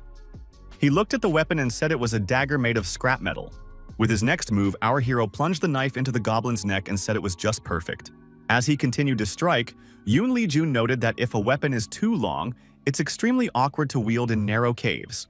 The master looked up and saw a group of goblins approaching. Yoon Jun suggested they take turns and not crowd together. Or do goblins have their own preferences? After another strike, the knife in our hero's hands broke. The master reached into his pocket and said that with tips like that, these goblins didn't seem like normal customers. Yoon Jun pulled a flashlight out of his pocket and turned it on. The bright light blinded the goblins. The monsters squinted and began covering their eyes with their hands. Such light was unfamiliar and harmful to them. Yoon Jun noted that modern flashlights were incredibly powerful. Technology had reached a whole new level. Our hero plunged the broken dagger into the eye of the nearest monster. The protagonist snatched a club from the goblin's hands and began swinging it, sending the monsters flying in all directions. The guy noticed a stone axe in the hands of one of the goblins. A moment later, that axe was already chopping through the monster's skulls and bones. Our hero continued the bloody battle. However, it was more like a game of goal days. Yoon Jun warned the goblins not to get into a fight if they knew they had no chance of winning. Was there even a single goblin here willing to listen to him? Threatening them with punishment, the protagonist said he was willing to spare them, but on one condition. They must raise their hands if they had seen another person here. A story about him might save them. Yoon Jun thought that many years had passed, yet the goblins still hadn't learned to understand human speech. Why had he even bothered to speak to them? Suddenly, a huge monster emerged from the darkness. The protagonist thought, could this be the mini-boss's entrance? It must be a warrior goblin. But it doesn't belong in a D-rank dungeon. This is definitely a dungeon with a singularity. Yoon Jun decided he had no choice. He would destroy all the monsters until he met Kim Hwan here. At some point, the master calmed down. All the goblins around him had been destroyed. The guy looked around and said there had been quite a few goblins. Yoon Jun stated that he had killed about 50. However, they seemed to be reappearing. The protagonist wondered if this was really typical goblin behavior. The one who looked the strongest was just watching from behind. Yoon Lee-jun declared that this cunning scoundrel was unworthy of being called a warrior. The master said he was already getting bored. Would this monster show something interesting? The senior goblin sent his minions to attack the man. Yoon Lee-jun thought, have they really become braver just because there are too many of them again? He couldn't stand it. The protagonist decided to play around with the monsters a little. One of the goblins crept up from behind and attacked our hero, striking him in the back. The master lost his balance and fell face first. The monsters pounced on the man and began striking him with their weapons. The goblins didn't stop beating Yoon Lee-jun. Blood spattered everywhere. The senior monster showed bravery and moved closer to the man lying on the ground. He was confident of his safety. Yoon Lee-jun was surprised by what the goblins were doing. They shouldn't celebrate too soon. They'd better take a closer look. The master had said that the goblins should pay attention to exactly who they were turning into a bloody mess. The senior goblin looked at the victim and was terrified. After all, it was one of his own kind. On average, goblins' vision is 1/10 of normal. Because they can barely see anything, it's all too easy for them to fly into a rage. That's why they often don't even realize what they're doing. Yoon Lee-jun noticed that even if he were to put one of their own in the line of fire at the moment of the strike, they wouldn't notice it at all. The master noted that if the goblins were even a little smarter, they would be a much bigger problem for humans. Yoon Lee-jun thanked the goblins for remaining just as they were, stupid, low-level monsters. The elder goblin got scared and tried to run as far away from the man as possible. The master wondered if this creature could even be called a goblin. The strongest of them turned out to be the biggest coward. Yoon Lee-jun grabbed the goblin by the head and asked where he was planning to run. The only way out was across the river Styx. Hunter Kim Hwan, standing atop the monster's chests, said that these goblins stank unbearably. Kim Hwan decided to grab a snack and pulled out a package of protein bars. The hunter said that 27 hours had already passed since he got stuck in this dungeon. When would the rescuers arrive? Considering they were short-handed, it could take a long time. Kim Hwan didn't know how much longer he could hold out here. This might be his last protein bar. The hunter jokingly wondered if he should start eating goblins, like in Dungeon Delicacies. But he definitely wasn't capable of that. Kim Hwan had heard that goblins eat each other when they run out of food. Apparently, they have strong stomachs. The hunter said that you could actually die doing that here. If he'd known it would end like this, he definitely would have formatted the hard drive on his computer. Kim Hwan heard a suspicious sound and turned around. Behind him stood a large goblin who had dragged a fellow goblin along. The goblin opened its mouth and prepared to devour its prey. The hunter watched the scene unfold with horror and revulsion. The large goblin began tearing at the victim's flesh with its teeth and swallowing it. The hunter was surprised. Could a goblin really eat its own kind? He had never believed such a thing was possible before. This one looked exactly like a demon. Had the goblin turned into a demon? Kim Hwan grabbed his sword and assumed that this goblin hadn't noticed him yet. Should he attack in that case? The hunter decided it was a bad idea. He was already pretty tired. Besides, he didn't know how strong this monster was. The noise might attract other goblins. The young man thought that in situations like this, the best option was to slip away unnoticed before it spotted him. The monster sensed something was wrong and began sniffing the air and listening intently. Kim Hwan silently prayed that the monster wouldn't notice him. Yoon Lee-jun decided that the goblins in this area were dealt with. They needed to move on. The master said he had thoroughly checked everything here. However, no traces of the hunter Kim Hwan were found. Yoon Lee-jun said there was nothing to be done. They would have to go further down. Our hero stepped into the darkness. Kim Hwan tried to run away from the cannibal goblin as fast as he could. His pursuer kept up with him. Small goblins appeared in the hunter's path. He began to scatter them in different directions. Kim Hwan even politely apologized as he cleared a path for himself. All the hunter needed was for the goblins to get out of his way. Kim Hwan drew his sword from its sheath. If they wouldn't take the hint, he'd have to use force. The hunter used the Shadow Blade skill, and pieces of the goblins flew off in all directions. The pursuer became distracted, trying to swallow the goblin's scattered parts. Kim Hwan thought this monster was a real glutton. He decided to eat right in the middle of the chase. The cannibal monster tossed another piece of goblin aside. He didn't like the taste. The hunter said it was unseemly to waste food. The monster kept up. Kim Hwan thought there was no escaping his pursuer. Running away wouldn't solve anything. However, confronting this monster head-on was too risky. At some point, the hunter realized that escape was no longer possible. He had reached a dead end. Kim Hwan thought that if things had turned out this way, and there was no choice, then he was finished. He couldn't defeat the endlessly respawning goblins on his own. Consequently, clearing the dungeon was impossible. That meant he had to hide until the search party arrived. However, it won't be easy to evade the senses of this creature, which resembles a dungeon boss. Still, if he can take out even one of them, he might just manage to hold out. Kim Hwan drew his sword from its sheath and thought that the monster had seen him running away, so it was surely underestimating him. If he could pick the moment when the monster let its guard down and land a powerful blow, his chances of survival would be higher. But he had only one chance. The monster approached the dead end and wondered, where had the man gone? The fire was dying down, and the monster realized the man had been there just a moment ago. Anticipating a kill, the goblin began to sniff and listen. Suddenly, a blade flashed out of the darkness and the goblin was wounded. The blade appeared from the darkness, where the shadows swallowed the light. The goblin could do nothing. He was constantly struck by the blade, and his body began to bleed. Kim Hwan thought that by becoming a shadow, he would devour the flame of life. The hunter stepped out of the shadows and continued to strike blow after blow. Kim Hwan thought he hadn't yet perfected this technique. However, now he needed to put all his strength into the strike.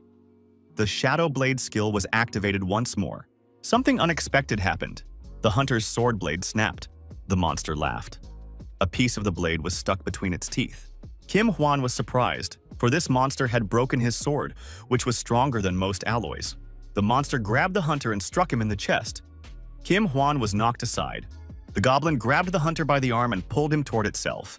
The monster continued to beat the man. Kim Hwan couldn't do anything to stop him. The hunter began coughing up blood. His condition was rapidly deteriorating. The monster screamed triumphantly, considering itself the victor and preparing to devour the man. Kim Hwan thought that this monster was too strong for a goblin. Something wasn't right here. The monster didn't let up. Its thirst for blood had clouded its judgment. Suddenly, a hole appeared in the wall behind the hunter. A hand emerged from it, and a voice said that he would not let the monster deliver the final blow. The wall collapsed, and Yoon Lee-jun emerged from it. The master declared that the monster was not allowed to touch the patrons of his pub.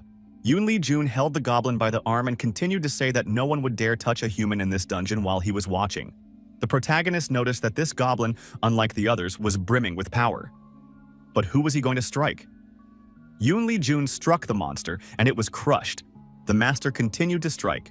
The monster, bleeding profusely, fell onto its back. A decisive blow was delivered, and the monster was sent flying far backward. The master declared that this goblin was finished. A surprised Kim Hwan asked how the master was feeling. Yoon Lee-jun replied that Min Jung had come to him and asked for help. The monster was still alive, but Yoon Lee-jun said he would tell the hunter the details later. For now, they had to finish what they had started. The goblin tried to put up a fight, but he didn't do very well. The protagonist dodged the attack and counterattacked the monster.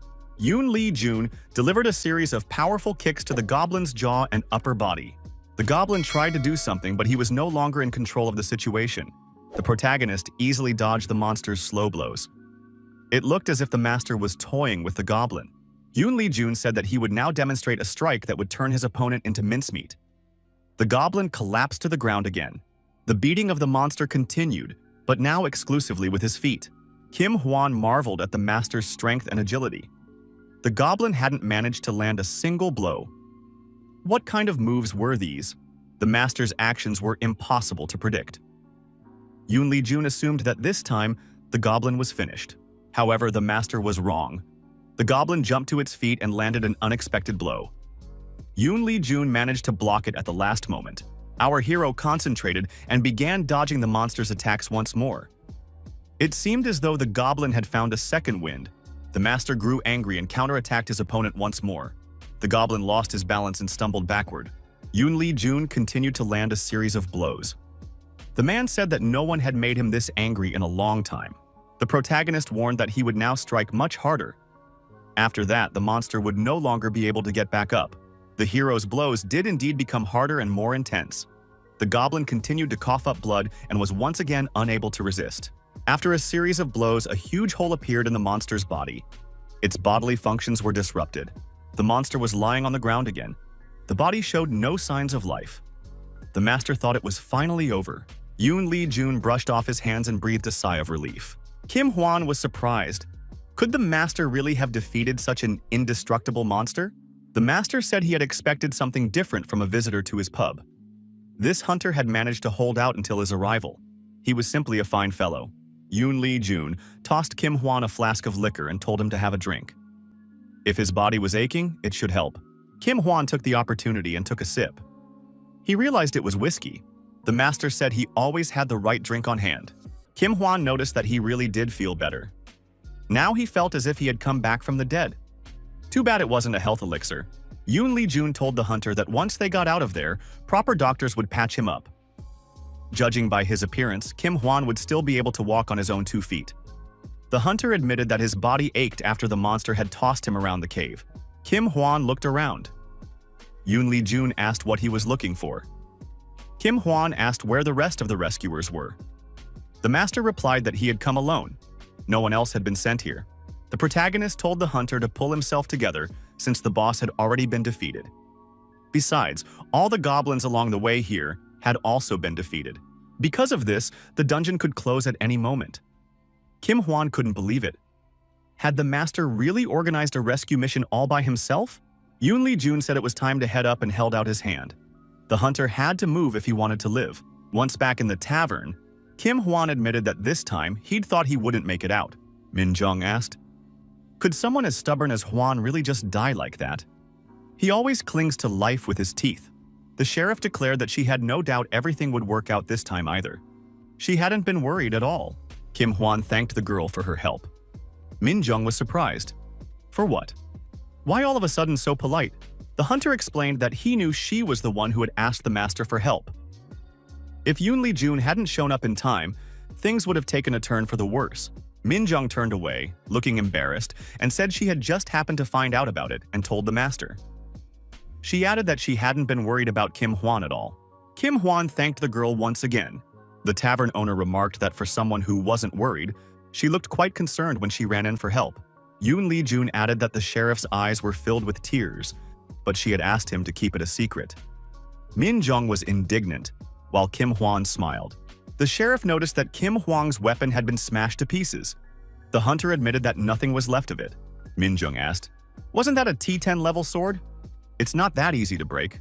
The hunter replied that he used to think so too. However, the goblin boss had sunk its teeth into the blade, and it had shattered into pieces. Min Jung suggested that the sword might have worn out, since it had been a graduation gift. Kim Hwan said he didn't rule that out. Even the best weapons have a breaking point. The sheriff asked what he would do now. It wasn't easy for a swordsman of his caliber to go without a weapon. Maybe he should take it in for repairs. Kim Hwan replied that, for starters, he would stop by the 24th floor of the Cheolson Blacksmithing Center. Min Jung was surprised. Is the hunter serious? After all, that's where Barbados's workshop is located, one of the 5 greatest blacksmiths in the country. Min Jung asked if this sword was really that legendary. Kim Hwan replied that he hadn't expected it himself at first. He knew it was a high-quality item, but he didn't know it had been made by Domaine Barbados. Yoon Lee Jun asked if the visitors were talking about that very famous dwarf blacksmith. Min Jung was surprised. Does the master actually know him? Yoon Lee Jun said he hadn't heard that name in 100 years. The protagonist couldn't believe that the young Barbados was already among the country's top 5 blacksmiths. He turned out to be a talented young man. The sheriff was surprised at how extensive the master's connections were. Min Jung added that it was known the master was acquainted with the guild leader, Bei Cheolgu. And now it turns out he also knows a famous blacksmith. Yoon Lee Jun confirmed they had crossed paths back in their youth. Kim Hwan remarked that the more he learned about the master, the more questions arose. Min Jung asked who the pub owner really was. Yoon Lee Jun replied that he was a simple hunter. The patrons know this very well. Now he is just a retired hunter. Min Jung remarked that for a simple hunter, the master is too strong, overly responsive, and agrees to any request. The master is an exceptionally decent person. Kim Hwan added that the master always avoids giving direct answers, getting away with vague phrases. The hunter thanked the master once again for saving his life. Yoon Lee Jun replied that it was nothing. It was only natural for a pub owner to protect his valued regulars. The regulars were surprised to hear the master's admission. Yoon Lee Jun said he didn't like small talk. If the hunter was grateful, he could order something else. The guest glasses were already empty. The sheriff ordered another beer. The bartender offered to make the hunter a cocktail of his choice. The hunter asked if the sheriff was paying for it herself. The girl confirmed. They were celebrating his return from the dead. Kim Hwan thanked her. Yoon Lee Jun remarked that this reminded him of something. The owner decided to make the cocktail. Its name meant reviving the dead. The bartender explained that in the past, people with hangovers were compared to the dead, which is why this cocktail was considered the perfect hangover cure. It was first mentioned among hangover remedies in the century before last. The recipe hadn't changed in over 150 years. A legendary cocktail. The bartender prepared the cocktail and congratulated the hunter on his safe return. Kim Hwan tasted the drink and said it had a bright lemon flavor with notes of sweet orange. There were also hints of bitter herbs and the aroma of anise. Kim Hwan said it was very tasty. The host was glad to have pleased his guest. The hunter was surprised. Did people really drink something this strong for a hangover back then? This is clearly over 30 proof. Yoon Lee Jun noted that people used to consider it beneficial back then. If you drink a little when you have a hangover, it feels better. But in reality, you just get drunk again. It merely postpones the hangover for a short while and puts a heavier strain on the liver. The owner added that the best remedies for a hangover are drinking plenty of fluids, moderate sugar intake, and vitamins. Min Jun received a fresh beer from the keg the bartender had just replaced. The sheriff remarked that fresh beer after work always tastes incredibly good. The girl asked him to repeat that. The owner said he would take care of everything right away. Kim Hwan asked who eats what to recover from a hangover. Min Jong replied that she eats burgers. Yoon Lee Jun said he prefers rice soup. Kim Hwan was surprised. Why burgers? Sheriff isn't American after all. Min Jong replied that she shouldn't be judged. Such food is simple and works great. Kim Hwan noted that in such cases he prefers spicy fried pork. The sheriff was hearing about this method of fighting a hangover for the first time. The hunter added that at the taxi driver's cafeteria, they serve soybean sprout soup with the pork. It brings you back to your senses quickly. After the pork, you feel full and satisfied. Min Jong agreed that the food there is truly delicious. The hunter added that the wok fried dishes there are mind-blowing. Such cafeterias are far better than many Michelin-starred restaurants. The perfect seasoning and searing, he's amazed by it every time. Min Jung said that now she wants to eat there too. Kim Hwan suggested stopping by on the way home for a nice dinner. At the restaurant, the owner stood in a helmet, his head bowed submissively. The woman told him to know his place. She added that he owned nothing more than some cheap eatery. How dare he? Did he even know what kind of family she came from? The man in the knight's helmet continued to stand silently, his head bowed. The pub owner handed him a warm towel. The masked man took the towel and thanked the master. Yoon Lee Jun guessed that today had been a rough day. The customer was surprised. How did the barman know that? The owner replied that it was written all over the young man's face. The visitor agreed. The master was right. Something unpleasant had happened today. Yoon Lee Jun looked at the man's hands and then suggested that the wedding preparations weren't going very smoothly. The visitor replied that the master, as always, was perceptive. Our hero guessed that this guy had a major concern right now. His snack bar was thriving, and things were going very well with his girlfriend. The man in the mask replied that this was true. He was indeed thinking of marrying her. But it seemed it would take quite some time to get her approval. The guy noted that his future mother-in-law was categorically against it. She came by again today and told him to break up with her daughter. She also handed him an envelope with money. After he refused, she splashed water in his face. Yoon Lee Jun suggested that the water might have seeped through the helmet. The visitor agreed and added that, in that case, they wouldn't have to worry about staying hydrated today. Yoon Lee Jun acknowledged that starting a new family with someone is truly not easy.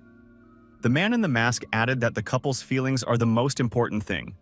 But it's also a union of two families, not just two lovers. The visitor added that it's very difficult. As a hunter, you never know when your time will come. A single second of carelessness is enough to lose your life. Even if the dungeon level is lower, the probability of dying simply decreases, but no one knows what might happen. Yoon Lee Jun noted that survival rates have increased significantly lately, but the danger hasn't gone away.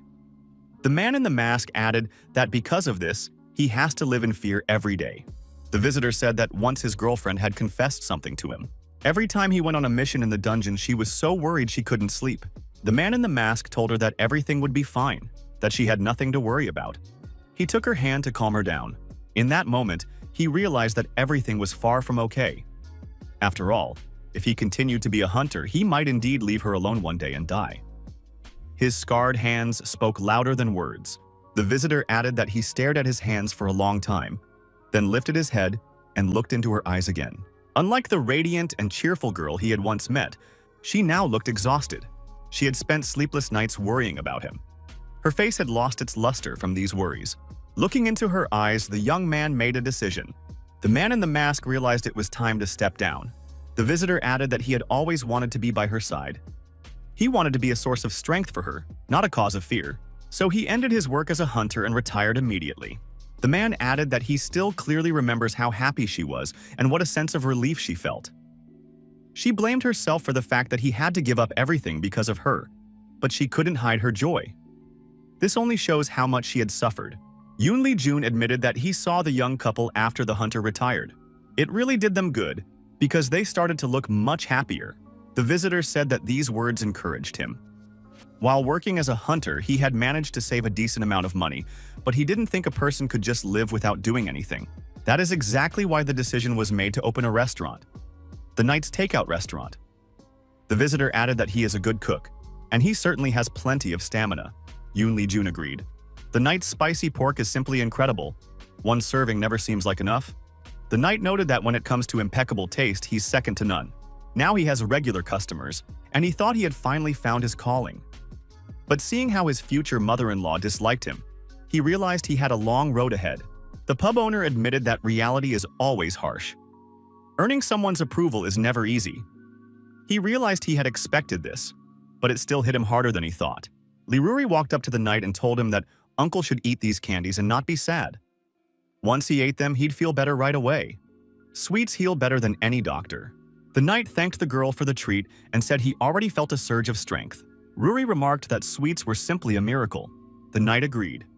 Nothing lifts your spirits like sweets. The man in the mask asked, "Is the owner really preparing something?" He hasn't ordered anything yet. Yoon Lee-jun, shaker in hand, replied that it would be a drink on the house. A cocktail recipe had popped into his head, and he wanted to make it especially for the visitor. The owner added that it would be a variation of a gin-based martini. A classic martini uses only gin, but this cocktail will also include vodka. They need to be mixed well in the shaker, and then the two completely different drinks will blend harmoniously, creating a new martini flavor. There is no greater miracle than two different people meeting and building a strong family. The bartender added that even if their life is good, they shouldn't let it break them. Yoon Lee-jun held out a glass and said it was a Vesper Martini. The owner of the tavern added that, from what he'd heard, the man standing before him was a very decent person. It was only a matter of time before his future mother-in-law would warm up to him as well. The Knight, without removing his mask, tasted the prepared cocktail. Afterward, he said it was quite delicious. The visitor thanked the bartender. It was a true elixir of vitality in a single glass. The owner of the tavern was glad that the visitor liked his cocktail. Lee Ruri approached her uncle, squinted, and smiled. A man entered the pub. He greeted everyone politely. The owner asked what the visitor wanted. The man smiled and said he had already found everything. The man turned to the Knight and said he'd known it all along. He'd guessed he'd find this guy here. The masked man turned around and realized that the man standing before him was his future father-in-law. The Knight was surprised. How did his father-in-law end up here? The man replied that he wanted to meet the Knight, so he asked Hyun-jung where he could find him. She replied that he would most likely be found here. The Knight greeted the man again and invited him to join him.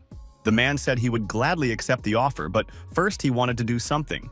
The father-in-law bowed to the Knight and apologized for his wife. The Knight said he felt awkward and that there was no need to bow to him. The man explained that his family had been in the construction business for only 2 generations. So the business wasn't that big, and the family wasn't particularly influential. Yoon Lee-jun thought, if even the chairman of Korea Construction considers his business not that big, and his family not very influential, the rest of the business community should stop calling themselves influential people and flaunting their money. The Knight patted his father-in-law on the back and said that a family that raised a daughter like Hyun-jung simply had to be impressive.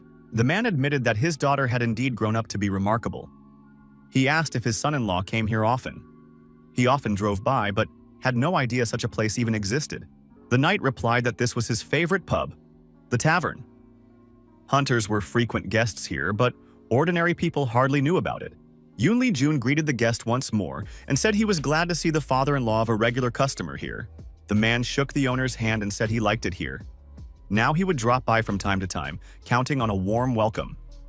The owner said he was always happy to see new guests. The man sat down at the bar and ordered a Faiza gin to start.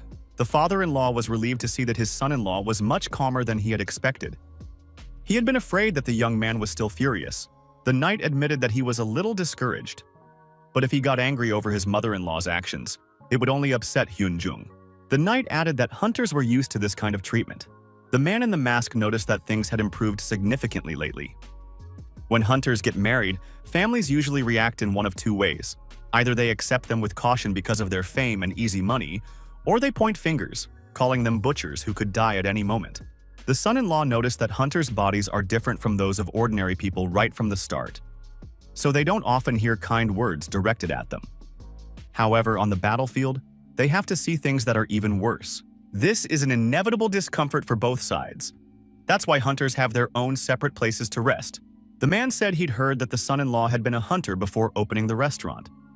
Why did he decide to retire?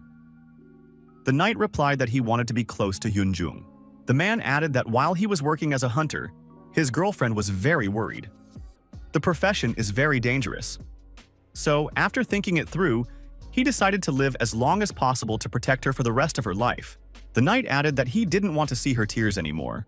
That's why he retired and returned to a normal life. The man said that his daughter had truly found herself an excellent husband. Whoever raised this young man can be proud of him. The father-in-law asked how deeply the young man planned to get under his skin. At this rate, even he was ready to fall in love with this knight. The son-in-law replied that it was an honor to hear such words. The man told the knight not to pay attention to his wife's words. She had listened to all sorts of gossip and, without thinking, had spoken nastily. The knight said that this only proved how much she loved her daughter.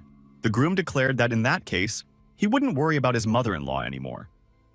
The man replied that soon she would be able to love her son-in-law. The father-in-law asked what the young man was drinking. The knight replied that he had a Vesper in his glass. The father-in-law noted that this was the very cocktail James Bond invented in the movie Casino Royale. They say the recipe was created by Ian Fleming's best friend, Ivar Bryce.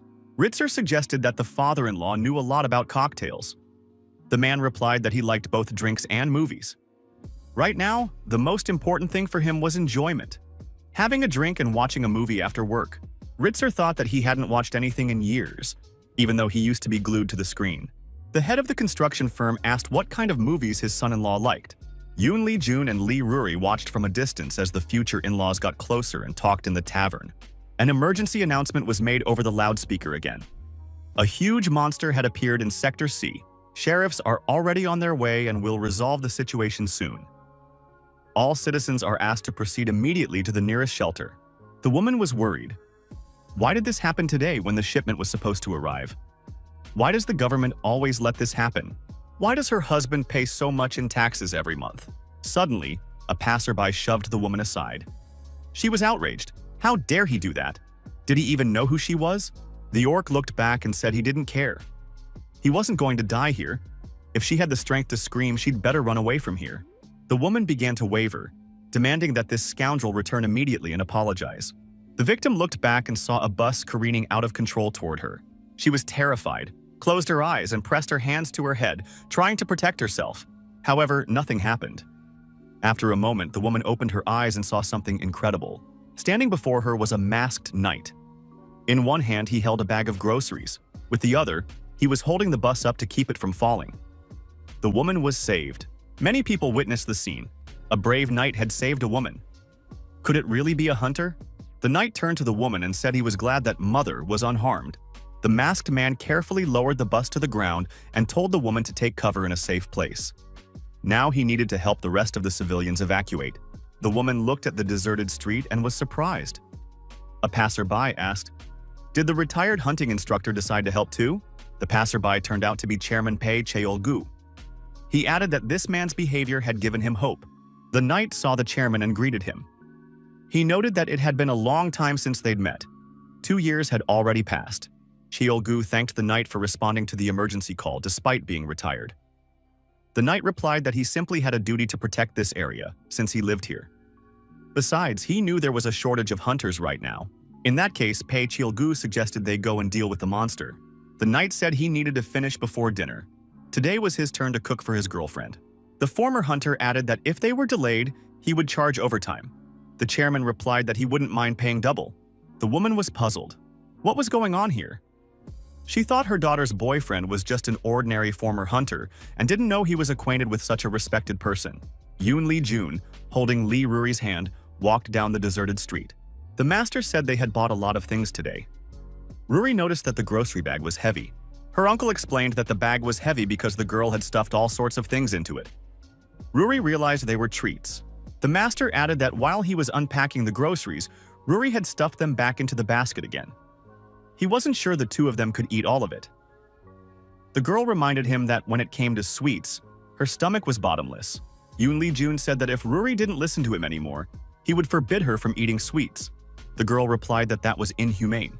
The master took a juice packet out of his bag. The girl pointed out that she had taken that juice for herself. The master said he was thirsty, and the juice really was delicious. Ruri said she wanted that juice too. Yoon Lee Jun warned that the girls needed to go to sleep soon, and it wasn't a good idea to drink juice before bed. The girl pointed out that uncle was drinking the juice himself. Yoon Lee Jun replied that he still had work to do, so he wouldn't be going to bed anytime soon.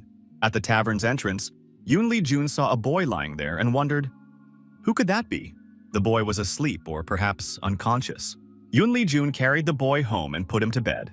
The boy tossed and turned and mumbled in his sleep that he wanted to sleep for 5 more minutes. The boy rolled over onto his other side. Lee Ruri was sleeping next to him. Suddenly, the boy woke up and was startled. Who was next to him? He looked at the girl and said she had really scared him. He screamed loudly in fright, but the girl continued to sleep. The boy thought it was no wonder he was scared. When he woke up, she was right in front of him. But who was she? Although she looked familiar. He looked around, trying to figure out how he'd ended up here. The pub owner, as always at this hour, was tidying up the bar. Yoon Lee! Jun heard a noise, turned around and saw the boy coming down from above. The boy saw the man and asked who he was and why he was in this house. Yoon Lee Jun realized that he was the one who should be asking the boy questions, since the boy had been lying unconscious in front of the pub. The owner noted that the boy might have caught a cold while lying on the bare floor. Yoon Lee Jun said that if the boy didn't want to talk, he didn't have to answer. The boy thanked the man. The master said he would give the child a phone so he could call home and let his family know since they must be worried. The boy thought for a moment and said he had no family. He was on his own. Yoon Lee Jun said that now everything was clear and asked if the boy had anywhere to go. The answer was no. Yoon Lee Jun thought this was yet another adventure he'd have to deal with. The boy stood silently, head bowed. It was clear that he really had nowhere to go. Suddenly, the boy's stomach growled. He was clearly hungry. Yoon Lee Jun suggested the boy sit down in a corner. The pub owner said he would whip something up quickly, realizing the boy was hungry. Before long, a sandwich called the Egg and Mayo Bomb was ready. Freshly squeezed orange juice was served on the side. The owner said that if the boy wasn't full or wanted something else, he could just ask. The boy thanked him. The boy tried the sandwich and couldn't help but say it was delicious. Yoon Lee Jun replied that he hadn't doubted it, since he'd made it himself. The boy ate the sandwich and thanked him for the delicious and nutritious meal. The master said that if the boy had nowhere to go, he could stay there for a while. The owner added that he could find him a place where he could stay longer. The boy agreed. Lee Ruri came downstairs. The girl said it smelled really good in there and greeted the boy. Ruri threw her arms around her uncle and said she wanted to eat something delicious too. The master promised to make her the same thing. The boy was surprised. Could this really be Lee Ruri? The girl took her breakfast and said that the treats had been successfully obtained. Mission accomplished. Lee Ruri offered the boy some delicious food, but he had to promise to keep it a secret. The boy asked, "Is she Ruri, number 17, the only successful test subject?" The boy said his name was Nora. He was number 37. He had been created in the same laboratory as Ruri. A year ago, Nora fought a huge man in a mask. He had a metal pipe in his hands. The man kicked the child in the face, and Nora was sent flying far to the side. The boy jumped to his feet, leaped high into the air, and counterattacked his opponent with both feet. The blow landed squarely on the jaw. The man groaned in pain but remained standing. The boy jumped onto his shoulders and continued the beating. The masked man fell onto his back. Nora jumped on top of him and landed several punches. A man in a white coat entered the office and told the boy to stop. He clapped his hands and noted that defeating a D-rank hunter convicted of a crime without even resorting to demonization was much more impressive than he had expected. The man added that the experiment was over for today. The boy had performed well. Nora looked silently at the adult. The hunter remained lying on his back. The man said that subject 37 had successfully passed the experiment. The problem was that upon waking, he would go mad and lose control of his mind. However, he was still the best test subject of all those who had been created. Iroh entered the room, holding the girl by the hand. The man thought that if it weren't for researcher Iroh and number 17, he would be the best. He noted that Iroh was profiting from his results thanks to sheer luck, and told number 37 to work harder to become the best specimen. The boy stared intently at the girl. She was the only successful case where awakening had not been accompanied by demonization. Number 17. Nora thought that the researcher Iroh had given the girl the name Ruri. The boy envied her. He wanted the day to come when he too would have a name and be able to introduce himself. The boy said his name was Nora. He was number 37, and they had been created in the same laboratory. Ruri declared that he was confusing someone. He was definitely mistaken. The girl turned and ran away, shouting that she had no idea what this guy was talking about. Nora was surprised. Had he really said something wrong? Yoon Jun told the boy that he and Uncle Dokbae had to step away for a little while. The boy was to keep an eye on everything. The master added that there was food on the table, and he could eat whenever he got hungry. Ruri agreed. Kim Dokbae was surprised when he was called uncle, since he wasn't even married. Yoon Jun pointed out that the priest was already quite grown up, so he deserved the title. Ruri asked the boy if he wanted to eat. The girl added that she was very hungry and that food should be eaten while it's still hot. A nutritious children's breakfast appeared on the table. Ruri said it looked very appetizing. The girl agreed that it looked really delicious. Nora wondered, what was that delicious smell? The boy admitted that he had never seen food like this in his life. Every cell in his body was screaming that it must be insanely delicious. Ruri asked, "Is this the first time Nora has seen something like this?" "They definitely don't serve this in the lab." Nora was surprised. She had just said she didn't know anything about any lab. Ruri asked the boy to pretend he hadn't heard. Nora promised. Ruri replied that she would also pretend nothing had happened. It didn't matter now. The children tasted the food and agreed that it was very tasty. The girl said there was juicy meat here, drizzled with a sweet and sour sauce. Ruri told Nora not to be shy and to eat faster. Uncle is a great cook. Nora started eating very quickly. Ruri looked at him in surprise. The girl asked, "Is it really that good?" When she first tried food like this, she couldn't stop eating either. Nora admitted that it was amazing. Could such delicious food really exist in the world? Ruri agreed that the food her uncle made was the most amazing. Nora declared that he had simply lost his mind over the food. It was incredibly delicious. The guy turned around and ran out of the room, saying he wanted to take a walk. Ruri stayed behind to finish her meal. Nora stopped off to the side. The boy felt embarrassed, but the dish was incredibly delicious. Nora said that even after going through all those experiments, Ruri could still laugh so brightly. He envied the girl. The boy thought that if he went too far, he might get lost and not find his way back. Nora turned around and decided it was time to go back. A man in a white lab coat appeared on the road. This time, his face was burned. The man said he had finally found number 37.